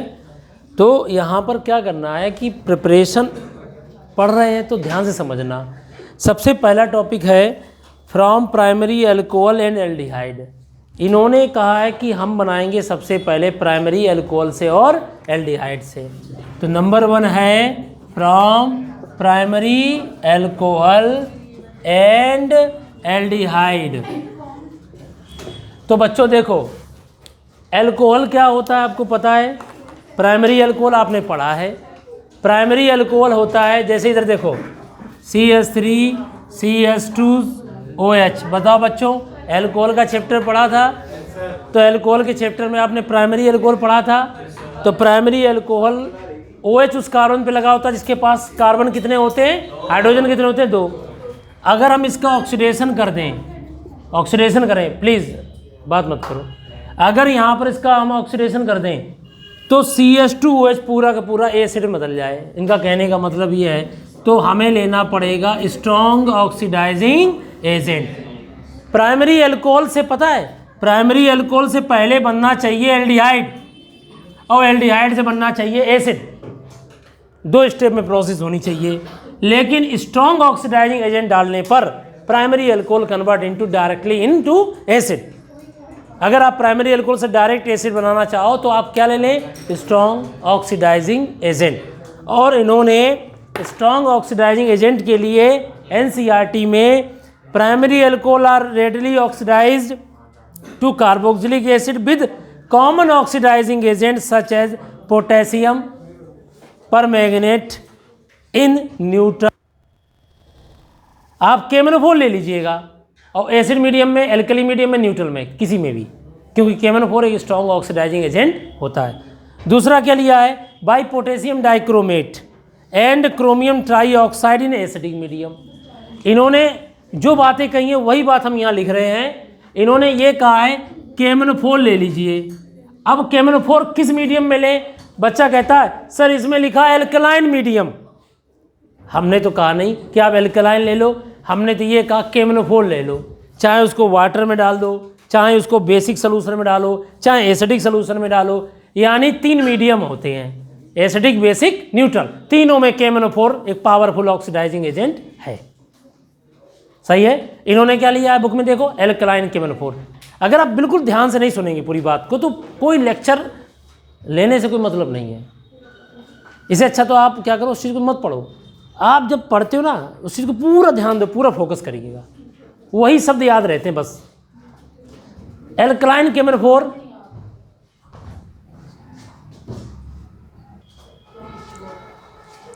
अगर हम बात कर रहे हैं यहाँ पर ऑक्सीडेशन की, तो मैंने आपसे क्या कहा, चाहे केमनोफोर ले लीजिए, चाहे K2Cr2O7 ले लीजिए, तो यहाँ पर आप ये भी लिख सकते हैं K2Cr2O7 पोटेशियम डाइक्रोमेट, या बेटा क्या ले सकते हैं otherwise CrO3।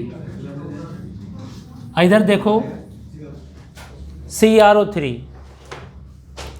Chromium trioxide, potassium dichromate, इन दोनों के लिए हमें एसिड मीडियम चाहिए खासकर, ठीक है। और ये हमारा केमनोफोर एसिडिक, बेसिक और न्यूट्रल तीनों मीडियम में ले सकते हैं।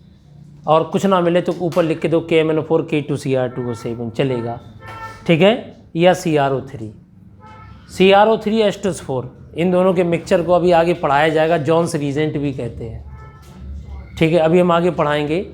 आप एक बात बताइए, स्ट्रॉन्ग ऑक्सीडाइजिंग एजेंट वे होते हैं, पावरफुल ऑक्सीडाइजिंग एजेंट वे होते हैं जिनकी ऑक्सीडेशन स्टेट हाईएस्ट हो, जैसे KMnO4 में पोटेशियम पर मैग्नेट, ये कहाँ पढ़ाया जाएगा? इसी सिलेबस में सेकंड टर्म में D&F ब्लॉक है। बड़ा कॉम्प्लिकेटेड चैप्टर होता है, लोग उसको हल्के में लेते हैं। उसमें 2 चीज़ें पढ़ा देते हैं लोग उसको, इलेक्ट्रॉनिक कन्फिग्रेशन, ऑक्सीडेशन स्टेट और lanthanide contraction, actinide contraction, chapter finish. अब उसके अंदर अगर आप डिटेल में जाओ तो बहुत बड़ा चैप्टर है, बहुत प्रॉपर्टीज़ में वेरिएशन है, एक स्टेप बढ़ो प्रॉपर्टीज़ में वेरिएशन, उससे अन्य प्रॉपर्टीज़ भी इन्फ्लुएंस होती हैं। अब समझने की कोशिश करना, KMnO4 कहाँ है सिलेबस में? D ब्लॉक में है, D ब्लॉक में। तो यही बात हम तुमसे कहना चाह रहे हैं, हम जो रिएक्शन पढ़ रहे हैं उसमें KMnO4 एक ऑक्सीडाइजिंग एजेंट है, ये भी D ब्लॉक में है। तो K2Cr2O7 KMnO4 both are oxidising agent, strong oxidising agent. ये क्या करते हैं? प्राइमरी अल्कोहल को डायरेक्ट एसिड में बदलते हैं बिना एल्डिहाइड में बदले। इसमें एल्डिहाइड नहीं बनेगा, एल्डिहाइड तब बनता जब हम माइल्ड ऑक्सीडाइजिंग एजेंट लेते, माइल्ड। ठीक है, तो अगर आपको प्राइमरी अल्कोहल से डायरेक्ट एसिड बनाना है तो you should take K2Cr2O7 KMnO4 या CrO3। समझ में आ गया? यही बात उसमें लिखी हुई है। ठीक है, कोई दिक्कत तो नहीं? ठीक है, नेक्स्ट रिएक्शन क्या है? है बेटा H3O+ कहाँ पर ले लिया? वो तो रिएक्शन की हाइड्रोलिसिस होती है एसिड मीडियम प्रोवाइड करने के लिए। नहीं, वो मैं बता देता हूँ। इन्होंने इनका क्वेश्चन ये है सर कि आपने बुक में लिखा है alkaline number 1 alkaline KMnO4, book में ये लिखा है, और फिर नंबर 2 लिखा है इतना। अब इतना कॉमन सेंस तो तुम्हें लगा ही लेना चाहिए था कि ये डायरेक्ट इसकी प्रेजेंस में किस में बदला? CH3COOH में। लेकिन एल्कली माने NOH प्रेजेंट था जिससे यहाँ साल्ट बन गया था। ये देखो, ये फिर एसिड डालने से Na+ हट गया, फिर एसिड बन गया। ये चक्कर है, समझ में आ गया? मतलब ये है, यहाँ पहले क्या बना? CH3COOH और एल्कली मीडियम है तो H+ न्यूट्रलाइज हो जाएंगे, क्या बन जाएगा? साल्ट बन गया। और फिर एसिड डाल देंगे थोड़ा सा पानी में H+ आयन, तो ये फिर से आ गया। इसलिए नंबर 2 पर यहाँ पर H+ आयन लिए गए पानी में। और पानी में H+ आयन होते तो उसे हम क्या कहते हैं? Hydronium ion. ठीक है, इसलिए लिया गया कि Na+ हटा दो, H+ आयन लगा दो। बनाना मुझे क्या है? Carboxylic acid. नहीं आया समझ में? ठीक है, आपने ये पूछा, अच्छी बात है, पूछना चाहिए। ठीक है, हो सकता है ना समझ में आए, ये चीज़ क्लियर करिएगा। Very good. आगे लिखा है नीचे CrO3H2O4 लिखा, देखो आप देखो ना CrO3। मैंने अभी आपसे क्या कहा था? CrO3 और एसिड मीडिया, इसको हम कौन सा रिएजेंट बोलते हैं? CrO3H2O4। ये भी पावरफुल ऑक्सीडाइजिंग एजेंट है और ये जॉन्स रिएजेंट होता है। इसका जिक्र आपको मिल जाएगा कहीं ना कहीं लिखा हुआ, और ये है देखो, अभी आगे पढ़ेंगे। लिखा है जॉन्स, क्या लिखा है? जोन्स है, जोन्स, जॉन नहीं है। ठीक है, जोन्स रिएजेंट, इसका मतलब क्या होता है? जल्दी बताओ। जोन्स रिएजेंट का मतलब CrO3H2O4।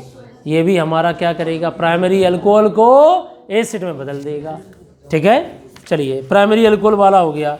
नेक्स्ट है, हाँ जी, आप बताओ बेटा, अगर हम लोग एल्डिहाइड आ गया, ये तो हो चुका पूरा। अब एल्डिहाइड का करेंगे, किसका करेंगे? एल्डिहाइड का। तो बच्चों बताओ, एल्डिहाइड में क्या है? CHO। अगर हम एल्डिहाइड का ऑक्सीडेशन करें तो क्या बन जाएगा? COOH। कोई बच्चा बताएगा इसे क्या कहते हैं? जल्दी बताओ, इसे क्या कहते हैं? Carboxylic acid, ethanoic acid, acetic acid. Vinegar में 4-5% तक होता है ये एसिटिक एसिड। अच्छा हाँ बताओ, इसमें इन्होंने एल्डिहाइड से बना रहे हैं, तो एल्डिहाइड से एसिड बनाने के लिए थोड़ा सा ऑक्सीजन चाहिए, माइल्ड ऑक्सीडाइजिंग एजेंट। और माइल्ड ऑक्सीडाइजिंग एजेंट कौन होता है? ये कहाँ पढ़ाया जाएगा? एल्डिहाइड में। एल्डिहाइड में याद है, माइल्ड ऑक्सीडाइजिंग एजेंट कहाँ पढ़ाया जाएगा? जल्दी बताओ। अब ये कहाँ है? इसमें लिखा है, इधर देखो, इसमें लिखा है use of mild oxidising agent section 12.4। अब आप पीछे जाएंगे, सेक्शन 12.4 आएगा। मैं यहीं से बता दे रहा हूँ आपको। जब हमने बायोमॉलिक्यूल्स पढ़ाया था तो बायोमॉलिक्यूल्स में हमने Tollens reagent, Fehling solution, Benedict solution बताए थे। टॉलेंस रीजेंट एक माइल्ड ऑक्सीडाइजिंग एजेंट होता है, तो आप यहाँ टॉलेंस रीजेंट भी ले सकते हो। याद आया, टॉलेंस रीजेंट डालोगे तो टॉलेंस रीजेंट इसको क्या करेगा, ऑक्सीडाइज और खुद रिड्यूस होगा टॉलेंस रीजेंट। तो टॉलेंस रीजेंट में सिल्वर का मिरर प्राप्त होता था, फेलिंग सोल्यूशन में रेड प्रेसिपिटेट आता था क्यूप्रस ऑक्साइड का। तो यहाँ पर आप टॉलेंस रीजेंट फेलिंग सोल्यूशन भी ले सकते हो यहाँ पर, ठीक है। ये मैंने इसलिए बता दिया कि आपको पता होना चाहिए। लेकिन सेक्शन नंबर 12.4 खोल लीजिए। 12.4 कहाँ मिलेगा ये सेक्शन 12.4? आप लोग बुक निकालिए और उसको पढ़िए। ये जो लाइन लिखी है, इस लाइन में लिखा carboxylic acid are also prepared from aldehyde by use of mild oxidising agent, section 12.4। आप सेक्शन 12.4 निकालिए, ये एल्डिहाइड में मिलेगी। देखो उसमें माइल्ड ऑक्सीडाइजिंग एजेंट कौन सा दिया गया है। बच्चों इधर देखिए, बच्चों इधर देखो, अगर हम बात करते हैं टॉलेंस रीजेंट की, तो Tollens reagent ammoniacal silver nitrate होता है, उसका ये रिप्रेजेंटेटिव होता है। नाम पूरा है ammoniacal silver nitrate. Ammoniacal silver, अमोनियामय यानी अमोनिकल सिल्वर नाइट्रेट का फार्मूला ये होता है टॉलेंस रीजेंट। इन दोनों की रिएक्शन से ये बनता है AgOH। ये अनस्टेबल होता है तो Ag2O में बदल जाता है। ये इसका प्रतिनिधि है, रिप्रेजेंटेटिव है टॉलेंस रीजेंट का। अब ये क्या करेगा, ये देखो ये कौन है बिटिया बताओ, RCHO एल्डिहाइड। अब इसकी टॉलेंस रीजेंट से रिएक्शन कराएं तो लो क्या बन जाएगा, RCOOH प्लस सिल्वर का प्रेसिपिटेट आ जाएगा ग्रे कलर का मिरर, बोलो वाइट ग्रे कलर का। ये कौन था, +1। यहाँ कितना चार्ज है, 0। तो टॉलेंस रीजेंट का खुद का क्या हुआ, रिडक्शन, दूसरे का क्या कर दिया, oxidation. That's why the formation of acid from aldehyde. Tollens reagent Ag2O representative है टॉलेंस रीजेंट। मैंने पूरी बात बताई। Ammoniacal silver nitrate is also called Tollens reagent in the formation of AgOH। AgOH is unstable convert into Ag2O। Ag2O किसका, Ag2O क्या करेगा, Ag में बदल जाएगा, सिल्वर का मिरर आ जाएगा, सिल्वर मिरर आ जाएगा, ठीक है। रिडक्शन हो गया यहाँ पर, खुद का रिडक्शन, दूसरे का oxidation. That's why this is oxidising agent but not a strong, this is a mild oxidising agent. तो टॉलेंस रीजेंट कैसे होते हैं, माइल्ड ऑक्सीडाइजिंग एजेंट। उन्होंने एल्डिहाइड से क्या बना दिया, एसिड, दूसरे का ऑक्सीडेशन, खुद का रिडक्शन। समझ में आ गया, ये हो गया टॉलेंस रीजेंट। अब बात करते हैं फेलिंग सोल्यूशन की। तो फेलिंग सोल्यूशन की अगर हम बात करें या बेनेडिक्ट सोल्यूशन की बात करें, दोनों एक ही बात है। दोनों में कॉपर सेकेंड ऑक्साइड होता है। देखिए कॉपर सेकेंड ऑक्साइड। अब तुमसे पूछे फेलिंग सोल्यूशन और बेनेडिक्ट सोल्यूशन, दोनों का रिप्रेजेंटेटिव कौन है, कॉपर सेकेंड ऑक्साइड। कुछ लोग ऐसे लिख देते रोमन में, कॉपर सेकेंड ऑक्साइड। अब तुम्हारे दिमाग में ये कैसे आया, ये क्यूपरेट होता है कॉपर का, copper second tartrate, cupric tartrate और cupric citrate. Cupric tartrate Fehling solution और क्यूप्रिक सिट्रेट बेनेडिक्ट सोल्यूशन। अगर सिट्रिक एसिड इस्तेमाल हो रही है, जिसे मार्केट में साटरी कहते हैं, साटरी मिंदा से सिट्रिक एसिड नींबू से प्राप्त होता है, लेमन, और इमली से जानती हो टार्टेरिक एसिड, तो यहाँ पर क्या हो जाएगा, टार्टरेट। तो कॉपर सेकेंड यानी क्यूप्रिक टार्टरेट कौन है, बेनेडिक्ट की फेलिंग सोल्यूशन, और क्यूप्रिक सिट्रेट बेनेडिक्ट सोल्यूशन। तो दोनों का रिप्रेजेंटेटिव कोई नहीं है, कॉपर सेकेंड ऑक्साइड है, सिंपल सी बात, दोनों में एक ही चीज़ है। तो पता क्या होता है, हमने RCHO लिया, दिस इज ए एल्डिहाइड, और कॉपर सेकेंड ऑक्साइड किसका रिप्रेजेंटेटिव है, जल्दी बताओ। अरे फेलिंग सोल्यूशन और बेनेडिक्ट सोल्यूशन, क्या बनेगा जल्दी बताओ, एसिड। क्या बन गया, एसिड, प्लस Cu2O का रेड प्रेसिपिटेट आ जाएगा। आपने टेस्ट ट्यूब में यहाँ एल्डिहाइड लिया और आपने इसमें फेलिंग सोल्यूशन या बेनेडिक्ट सोल्यूशन जैसे ही डालोगे वैसे ही रेड प्रेसिपिटेट आ जाएगा। क्यों आएगा रेड प्रेसिपिटेट, क्योंकि copper second oxide cuprous oxide में बदल गया है। कैसे, यहाँ +2 है, यहाँ +1 है, तो क्यूप्रिक से क्या बन गया, क्यूप्रस, तो खुद का क्या हो गया उनका रिडक्शन, और दूसरे का क्या कर दिया, ऑक्सीडेशन, दूसरे को ऑक्सीडाइज कर दिया, एसिड बना दिया। तो these are the mild oxidising agent. तो आपको क्या करना है, एरो के ऊपर केवल इतना लिखना था, Fehling Tollens reagent, Fehling solution, Benedict solution, बस हो गया।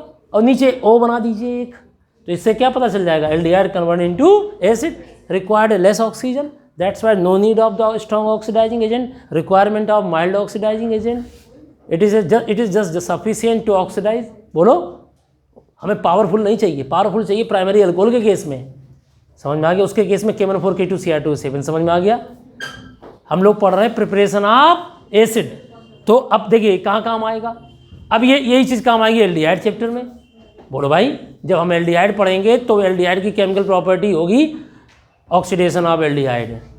Aldehyde is oxidise into acid in the presence of mild oxidizing agent such as tolerance reagent, failing solution, Benedict solution। लीजिए वो कवर हो गया एल्डिहाइड का पोर्शन।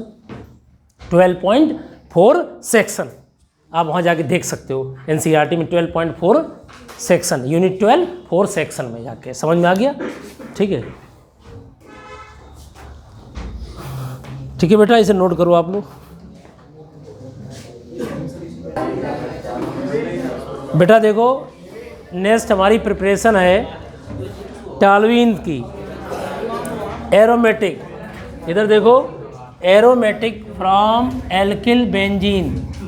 बेटा इधर देखो, एल्किल बेंजीन से क्या बनाना है, acid. Hello, alkyl R CnH2n+1 alkyl group. इधर देखिए, एल्किल बेंजीन, बेंजीन तो जानते ही हो बेटा, और बेंजीन में एल्किल ग्रुप सबसे छोटा कौन है, मिथाइल। बच्चों इसका नाम क्या है बेटा, बताना, इसका नाम क्या है, टॉल्यूइन। अगर हम टॉल्यूइन की ऑक्सीडेशन करा दें, बताओ बच्चों, अगर इसका ऑक्सीडेशन करा दें, पावरफुल ऑक्सीडाइजिंग एजेंट, इन्होंने लिखा एल्कलाइन K-4 लिखा है, आप ले लीजिए एल्कलाइन, एसिडिक, एल्कलाइन, न्यूट्रल, जो भी हो K-4, ठीक है। स्ट्रॉन्ग ऑक्सीडाइजिंग एजेंट, ये भी लिख देंगे चलेगा। अब इन्होंने क्या लिखा है, एल्कलाइन K-4, तो एल्कलाइन लिखने की जरूरत नहीं, यहाँ KOH लिख दो, अपने आप समझ में आ जाएगा एल्कलाइन है, ठीक है।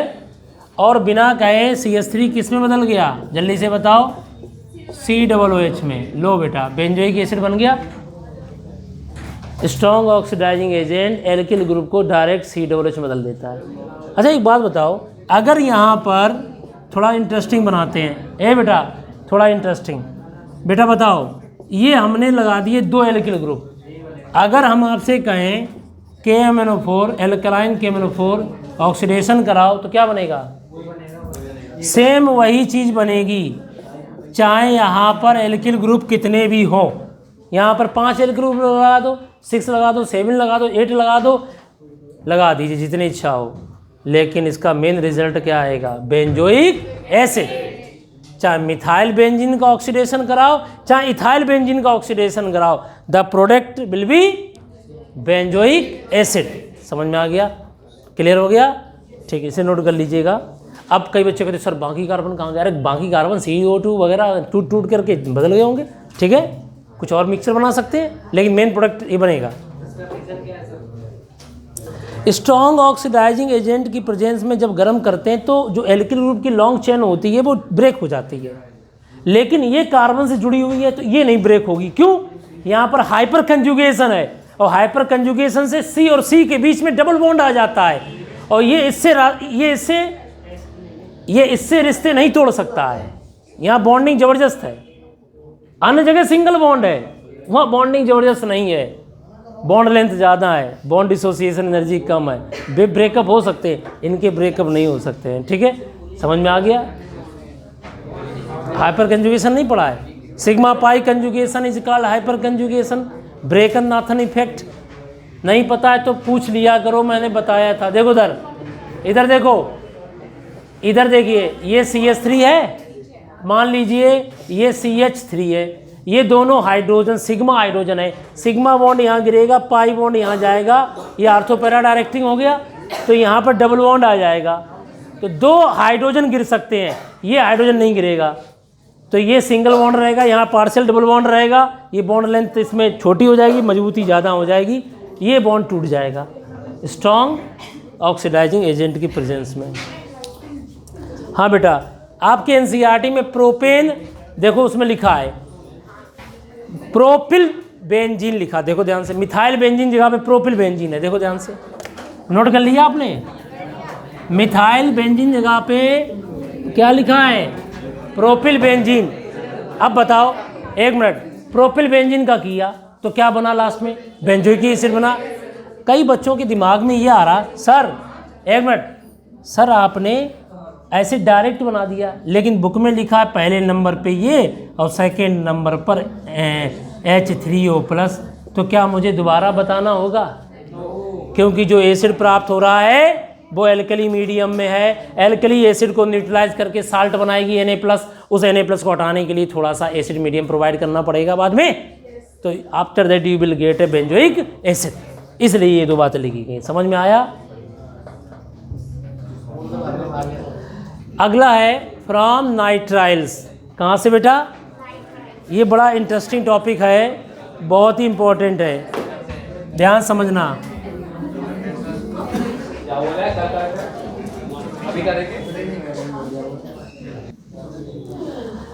देखिए अब आता है हाइड्रोलिसिस।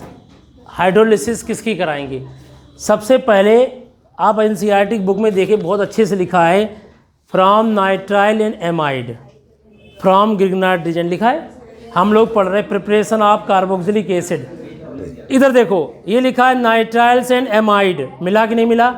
अब सुनिए, नाइट्राइल क्या होता है उसे समझिए बच्चों। CH3CN, इसका पहले तो हमें नाम बताओ। कई बच्चों को इसका IPAC नाम नहीं पता होगा, CN का, साइनाइड का। इसका नाम प्लीज़ सुन लिया करो पहले, जब हम पूछें आपसे तब बताना। इसका नाम है मिथाइल साइनाइड। ये IPAC नेम नहीं है, ये कॉमन नेम है।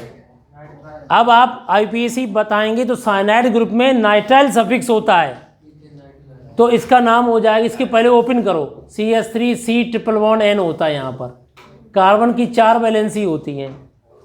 तो यहाँ पर समझने वाली बात ये है कि इस नंबरिंग करेंगे, फंक्शनल ग्रुप CN है, इसके कार्बन को पहले काउंट किया जाएगा। एथेन और N लिखा तो इसका नाम हो जाएगा एथेन नाइट्राइल। ये सफिक्स है, C+1N ये सफिक्स है, इसका सफिक्स नाइट्राइल होता है, इसे हम एथेन नाइट्राइल कहते हैं। ये IPAC नेम है ethane nitrile. But methyl cyanide, चीज़ों को समझिए, ठीक है? नहीं समझ में आया? अब इसलिए नहीं आया कि आप ध्यान नहीं दे रहे हो। मैं अभी कितने बार कहा है, CH3CN, C और N के बीच में ट्रिपल बॉन्ड होता है। वही चीज़ को बच्चे समझ सकते हैं दूसरे, और दूसरे नहीं समझ रहे। इसका मतलब आप कंसंट्रेट नहीं, आपका पूरा ध्यान इधर नहीं है।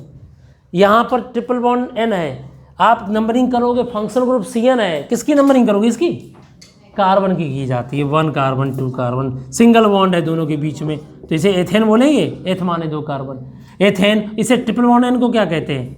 Nitrile, ethane nitrile.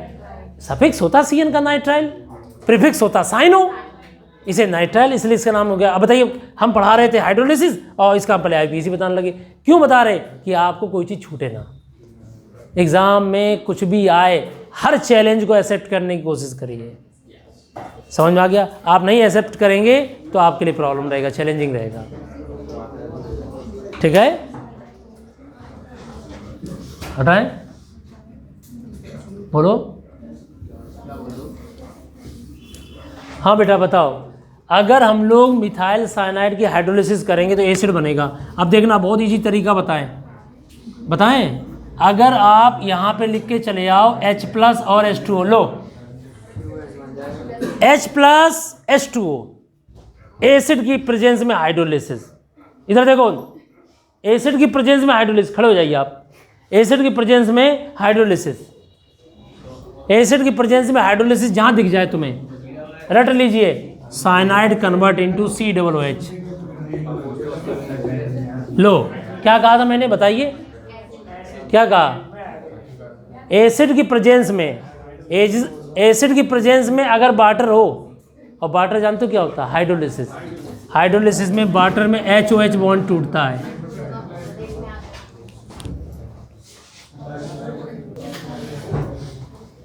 इधर देखो, साइनाइड COOH में बदल जाता है। बहुत सिंपल सा कॉन्सेप्ट है। जहाँ ये दिख जाए एसिड की प्रेजेंस में हाइड्रोलिसिस या बेस की प्रेजेंस में हाइड्रोलिसिस, एसिड की प्रेजेंस में या OH माइनस आयन की प्रेजेंस में हाइड्रोलिसिस हो सकती है, क्या बन जाएगा, साइनाइड कन्वर्ट इनटू COOH। अब तुम्हें बताएं, अभी देखना कन्वर्जन में। हाँ बेटा, खड़े हो बेटा, हाँ जी बताओ, ये बेंजीन है, बेंजीन के ऊपर CN है और हमें साइनोबेंजीन से बेंजोइक एसिड बनाना है, कन्वर्जन है, क्या करेंगे, बोलना नहीं कोई, क्या करेंगे, यस हम जो है जब बहुत जगह स्टेप में फंसते हैं, और ये साइनाइड आ गया, साइनोबेंजीन है, बोलो अब आपको क्या बनाना है, बेंजोइक एसिड। तो कुछ नहीं करना, यहाँ पर एसिड और इतना लिख के आना बस एग्जाम में बस। और तुम्हें याद हो साइनोबेंजीन सेंडमेयर रिएक्शन से बनती है, अगर तुम्हें याद हो किससे पड़ती, बेंजीन डाइजोनियम क्लोराइड, कुछ याद आया, इसकी रिएक्शंस तुम्हें याद हो CuCl2 और HCl, याद आया। तो यहाँ CuCl2 नहीं था, यहाँ पर था CuCN और यहाँ लेते थे KCN, सेंडमेयर रिएक्शन देता है। गाटरमैन में क्लोरोबेंजीन ब्रोमोबेंजीन बनता है, उसमें साइनोबेंजीन नहीं बनता है। और बताओ ये कहाँ से प्राप्त होता है, ये भी हमने पढ़ाया था, एनिलीन से, NH2 से, इसकी डाइजोटाइजेशन होता था, NaNO2 और प्लस HCl की प्रेजेंस में ठंडे पर रिएक्शन होती थी, याद आया। तुम्हें एक एक चीज़ को बताया था मैंने, इसे ये नाइट्रोबेंजीन से बनता था रिडक्शन से। अगर आपके पास नाइट्रोबेंजीन है और नाइट्रोबेंजीन का रिडक्शन कराना चाहते हो तो टिन और HCl, याद आया, Fe और HCl रिडक्शन होता था, एनिलीन बनता था। ये एनिलीन है, ये नाइट्रोबेंजीन है। और नाइट्रोबेंजीन कहाँ से बनता था, बेंजीन से बनता था। कब, बेंजीन की रिएक्शन कंसनट्रेट HNO3 और कंसनट्रेट H2SO4 से कराते थे, नाइट्रेशन होता था, H+ आयन हटता था, NO2+ लगता था, नाइट्रोबेंजीन बनता था। अब नाइट्रोबेंजीन का रिडक्शन करा दो, टिन HCl या FeHCl तो एनिलीन बनता था, एनिलीन का डाइजोटाइजेशन कराओ, बेंजीन डाइजोनियम साल्ट बनता था, इसकी रिएक्शन कराओ, सेंडमेयर रिएक्शन साइनोबेंजीन बनता था, और साइनोबेंजीन की एसिड हाइड्रोलिसिस कराओ, you will get A benzoic acid बनता था। क्वेश्चन आ जाए बेंजीन से बेंजोइक एसिड बनाइएगा, समझ में आ गया। आप समझ क्यों नहीं रहे हो, हर चीज़ कनेक्ट है एक दूसरे के साथ, समझने की कोशिश करिएगा, समझ में आ गया। तो अहमियत समझिए, मैं ये नहीं कह रहा हूँ ये बहुत छोटी सी रिएक्शन है, जरूरत पड़ने पर छोटी सी रिएक्शन काम नहीं भूल जाते हो आप लोग, समझ में आ गया। अब बताओ साइनाइड जहाँ जहाँ होगा उसकी हाइड्रोलिसिस करोगे, क्या बनेगा, कार्बोक्सिलिक एसिड, समझ में आ गया। इसे नोट कर लीजिए बेटा। देखो इधर देखो, जैसे ये बच्चा पूछ रहा है कि सर हमें कैसे पता चला कि ये जो साइनाइड है ये हाइड्रोलाइज कैसे हो गया, COOH कैसे बना। समझो सभी लोग, हाइड्रोलिसिस में होता क्या है, वाटर और ये एसिड और बेस इसलिए डाल देते हैं कि रिएक्शन थोड़ी जल्दी हाइड्रोलिसिस हो, जल्दी रिएक्शन हो, बॉन्ड जल्दी टूटे, हाँ फास्ट रिएक्शन। अब देखो इधर देखना, इसको तोड़ते हैं एक पाई बॉन्ड को, इधर दे देते हैं OH, इधर दे देते हैं H। हाइड्रोलिसिस का मतलब cleavage of HOH bond, HOH bond टूट गया है, H इधर आ गया, OH उधर दे दिया, ठीक है। अब हमें COOH बनाने के लिए इधर O और देना है, COOH, बोलो एक O देना है। तो ये दो बॉन्ड बचे हैं, इन दोनों को O दे दीजिए और इधर क्या दे दें, H, ऐसे तोड़ो, अरे बोलो ना। अब यहाँ पर क्या निकल गया, गौर से देखो, NH3, क्या निकल गया, NH3, और इससे कौन जुड़ गया, OH, और इन दोनों से कौन जुड़ गया, O, तो बन गया CH3COOH, समझ में आ गया। अमोनिया गैस निकल गई। कहाँ बेटा, एक हाइड्रोजन है, वाटर के 2 मॉलिक्यूल्स इस्तेमाल किए गए, समझ में आ गया, कर लीजिए, ठीक है।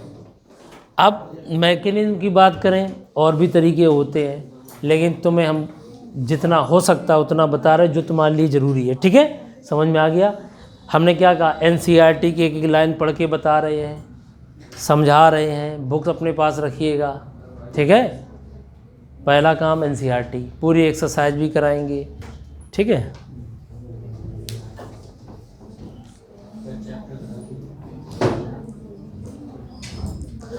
हाँ बेटा ये हो गया, ठीक है, नोट हो गया। अब चलते हैं एमाइड के ऊपर। देखो बच्चों इधर देखो, अब ये बताओ इसका नाम क्या है? CH3CONH2। बताओ बच्चों, CH3CONH2 को क्या कहते हैं? Acetamide. Acetamide. Hello, this is the common name of amide. क्यों बेटा, एमाइड की पहचान क्या होती है? CONH2 जहाँ लगा होता है उसे हम एमाइड कहते हैं। एमाइड, एमाइड कहते हैं, इमाइड नहीं कहते हैं।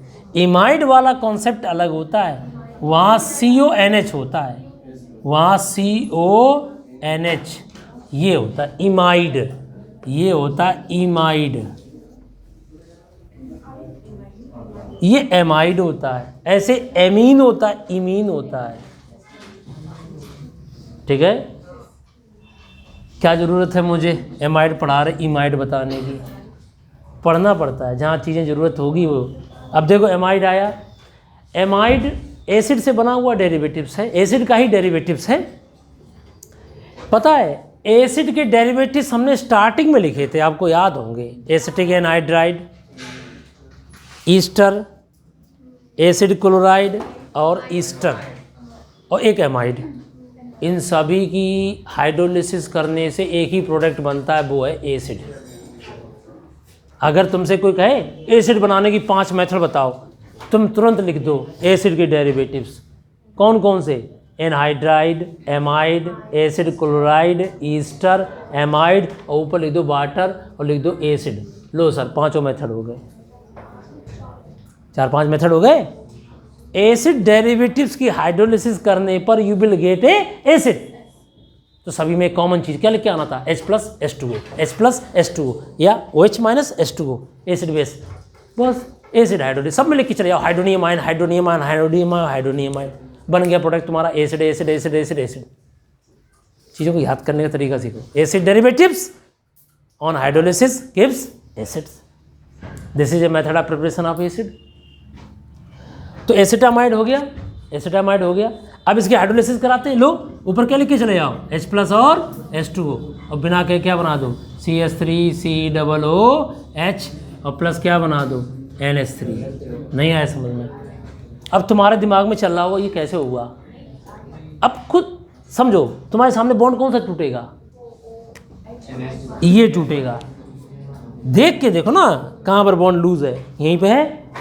और हमें निकालना OH लाना, इधर दे दो OH, इधर दे दो H, बन गया NH3, OH लग गया, बन गया CH3COOH। हमने किया क्या?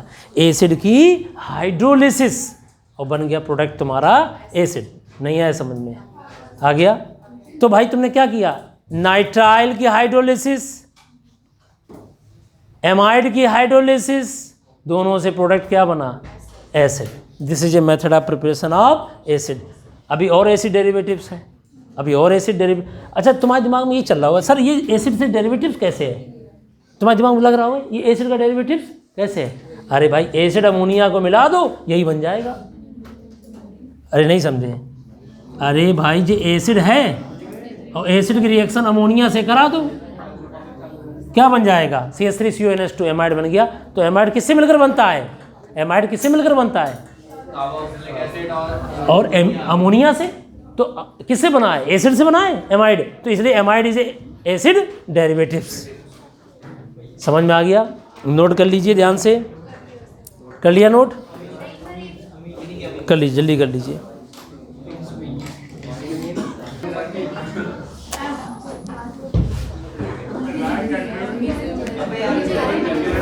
एमाइड हो गया, एमाइड हो गया।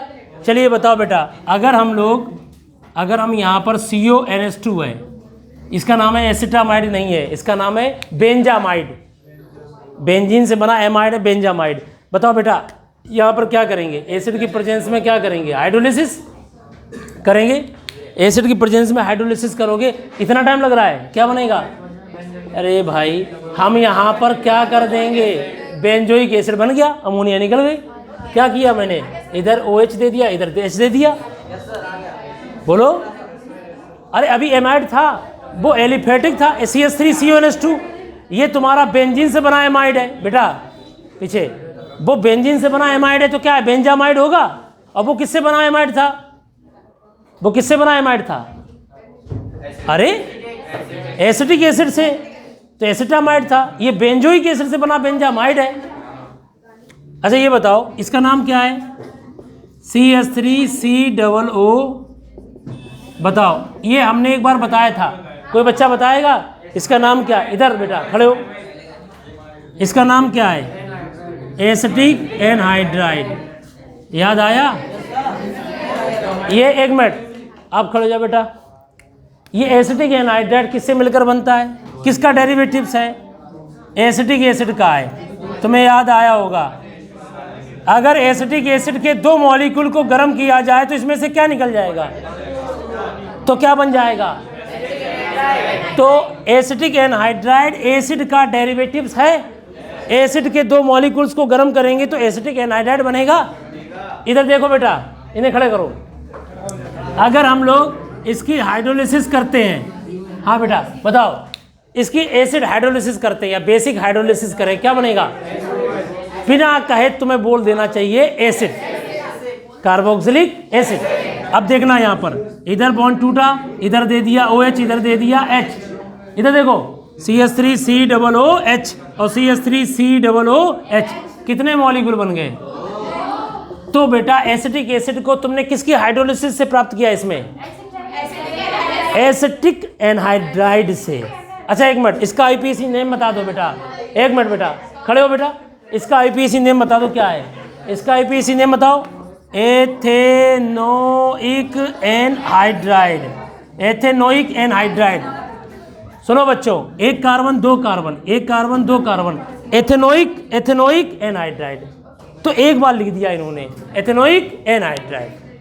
एसिटिक एनहाइड्राइड का IPAC नेम है एथेनोइक एनहाइड्राइड। अगर हम इसकी हाइड्रोलिसिस करेंगे तो एसिटिक एसिड के दो मॉलिक्यूल बनेंगे। अच्छा एमाइड की हाइड्रोलिसिस करी तब एसिड बना, एनहाइड्राइड की हाइड्रोलिसिस करी तब हमारा एसिड बना। बना कि नहीं बना? अब आप बताइएगा, ये तो हो गया तुम्हारा एनहाइड्राइड का। समझ में आ गया? नोट कर लीजिए, नोट कर लीजिए। अच्छा गुड। अच्छा ये बात बताओ, आप खड़े हो जाओ बेटा, खड़े हो। ये हो गया तुम्हारा ईस्टर का फार्मूला, सबको पता है ईस्टर। ईस्टर का फार्मूला बताओ, ईस्टर का CH3COOC2H5। बड़े ध्यान समझना बेटा, खड़े हो जाओ। CH3COOC2H5, इसे बोलते हैं इथाइल एसीटेट। क्या बोलते हैं? Ethyl acetate. चलिए, इथाइल एसीटेट का कॉमन नेम इथाइल एसीटेट है। IPAC नेम बताओ। Ethyl ethanoate. इसमें OH लगाते हैं। कैसे? ये हो गया इथाइल, और नंबरिंग करो इसकी 1 to एथेन, और इसमें OH लगाते हैं, इथाइल एथेनोएट। और वैसे इसका नाम है इथाइल एसीटेट। अगर हम इसकी बेटा क्या कराएंगे, एसिड बन जाए, क्या लिख दें यहाँ पर? ये लिखना बार बार। और क्या बनाना है? CH3C, यहाँ से टूटेगा CH3COOH। याद आया? कौन सा बॉन्ड टूटेगा? ये वाला बॉन्ड टूटेगा, ये वाला, ठीक है। इधर दे देंगे, इधर दे देंगे OH, इधर दे देंगे H। समझ में आ गया? CO बॉन्ड टूटेगा। अब ये बन है बेटा, हाँ तो एल्कोहल बनेगा। मेन चीज़ क्या बनी है? हमें एसिड भी तो बनाना है, और ये बन गया C2H5OH। तो बच्चों इसमें दो चीज़ें बनी, एसिड भी बना, एल्कोहल भी बना। अगर आपसे कहा जाए एल्कोहल और एसिड दोनों को मिलाने से क्या बनता है? ईस्टर। ईस्टर बनता है। स्वीट स्मेल आती, फ्रूटी स्मेल आती है। समझ में आ गया? फ्रूटी का मतलब वो फ्रूटी नहीं, फ्रूटी का मतलब फ्रूट्स स्मेल। अब सुनिए, CH3COOH एसिड बन गया, एसिड बना, एसिड एल्कोहल बन गया। ईस्टर की हाइड्रोलिसिस कराई तो क्या बना? क्या बना? एसिड बना। और आपकी एमाइड की हाइड्रोलिसिस कराओ तो क्या बनता है? एसिड। एसिटिक एनहाइड्राइड की हाइड्रोलिसिस कराओ तो क्या बनता है? एसिड।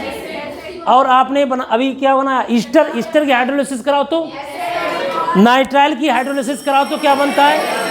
और आपके सामने अगर हम बात करें, लास्ट है, इसका नाम क्या है? CH3COCl। इसका नाम है एसिटिल क्लोराइड। क्या नाम है? एसिटिल क्लोराइड की अगर बात करें तो एसिटिल क्लोराइड में इसका नाम बता सकते हो IPAC name? 1 2 ethane plus oil, oil halide, oil chloride, ethanoyl chloride. Ethanoyl chloride इसका यूपीएसी नेम है और कॉमन नेम है एसिटिल क्लोराइड। एसिटाइल ग्रुप होता है CH3CO को एसिटाइल कहते हैं, फिडल क्राफ्ट में बताया था एसिटाइलेशन। और आपको बता दें वैसे कहते हैं एसाइल RCO को एसाइल कहते हैं। अब यहाँ पर समझना, हाँ जी, इसकी क्या करें, इसका क्या करें, हाइड्रोलिसिस। Very good. अगर हम इसकी हाइड्रोलिसिस करें क्या बन जाएगा, CH3COOH और प्लस HCl। हाँ बेटा, हाइड्रोलिसिस किया, ये बन गया। लेकिन एक बात बताओगे आप, बड़ा इंटरेस्टिंग चीज़ है, अगर यहाँ HCl निकलेगा तो HCl इसके साथ फर्दर रिएक्शन करके वापस आ जाएगा। तो इसलिए जो HCl हमारा स्ट्रॉन्ग एसिड है और स्ट्रॉन्ग एसिड को कंज्यूम करने के लिए मुझे बेस डालना पड़ेगा। तो during the reaction you should add a base. हम इसमें बेस डालते पिरिडीन, और पिरिडीन का फार्मूला C5H5N, पिरिडीन। और पिरिडीन बेस है, और बेस को क्या पसंद है, एसिड। तो ये बेस क्या ले लेगा, H+ आयन, और H+ आयन फर्दर रिएक्शन ना करके रिएक्शन बैकवर्ड डायरेक्शन में नहीं जाएगी। समझ में आया? तो आप उसमें देखेंगे, पेज पलट के जब जाएंगे लिखा होगा ऊपर पिरिडीन। और पिरिडीन जो होता है, ये देखो यहाँ N होता है और ये लोन पेयर है, डबल सिंगल डबल, ये पिरिडीन है। प्रेजेंस ऑफ लोन पेयर, ये क्या एक्सेप्ट करेगा, प्रोटॉन लेगा, और जो प्रोटॉन लेता है वो क्या हो, बेस होता है। तुम बताओ, इसकी हाइड्रोलिसिस करते समय हमने पिरिडीन बेस लिया, क्यों लिया? During the reaction HCl is form, HCl is a strong acid which further react with this and the reaction proceed towards the backward direction, therefore the formation of acetyl chloride again. How can we remove the HCl? By adding a pyridine, by neutralizing it. समझ में आ गया? इसे neutralise कर देंगे जिससे हमें क्या मिल जाएगा, क्या मिल जाएगा। तो तुम एक मिनट, लास्ट में फाइनल हो गया। आपने किसकी हाइड्रोलिसिस करी है सुन लीजिए, एमाइड की हाइड्रोलिसिस, एनहाइड्राइड की हाइड्रोलिसिस, एसिटाइल क्लोराइड की हाइड्रोलिसिस और ईस्टर की हाइड्रोलिसिस, नाइट्राइल की हाइड्रोलिसिस। इन सब की हाइड्रोलिसिस करो, you will get a acid. तो this is a method of preparation of acid. बाकी रिएक्शंस के लिए हमारा अगला वीडियो देखिए। Thank you very much.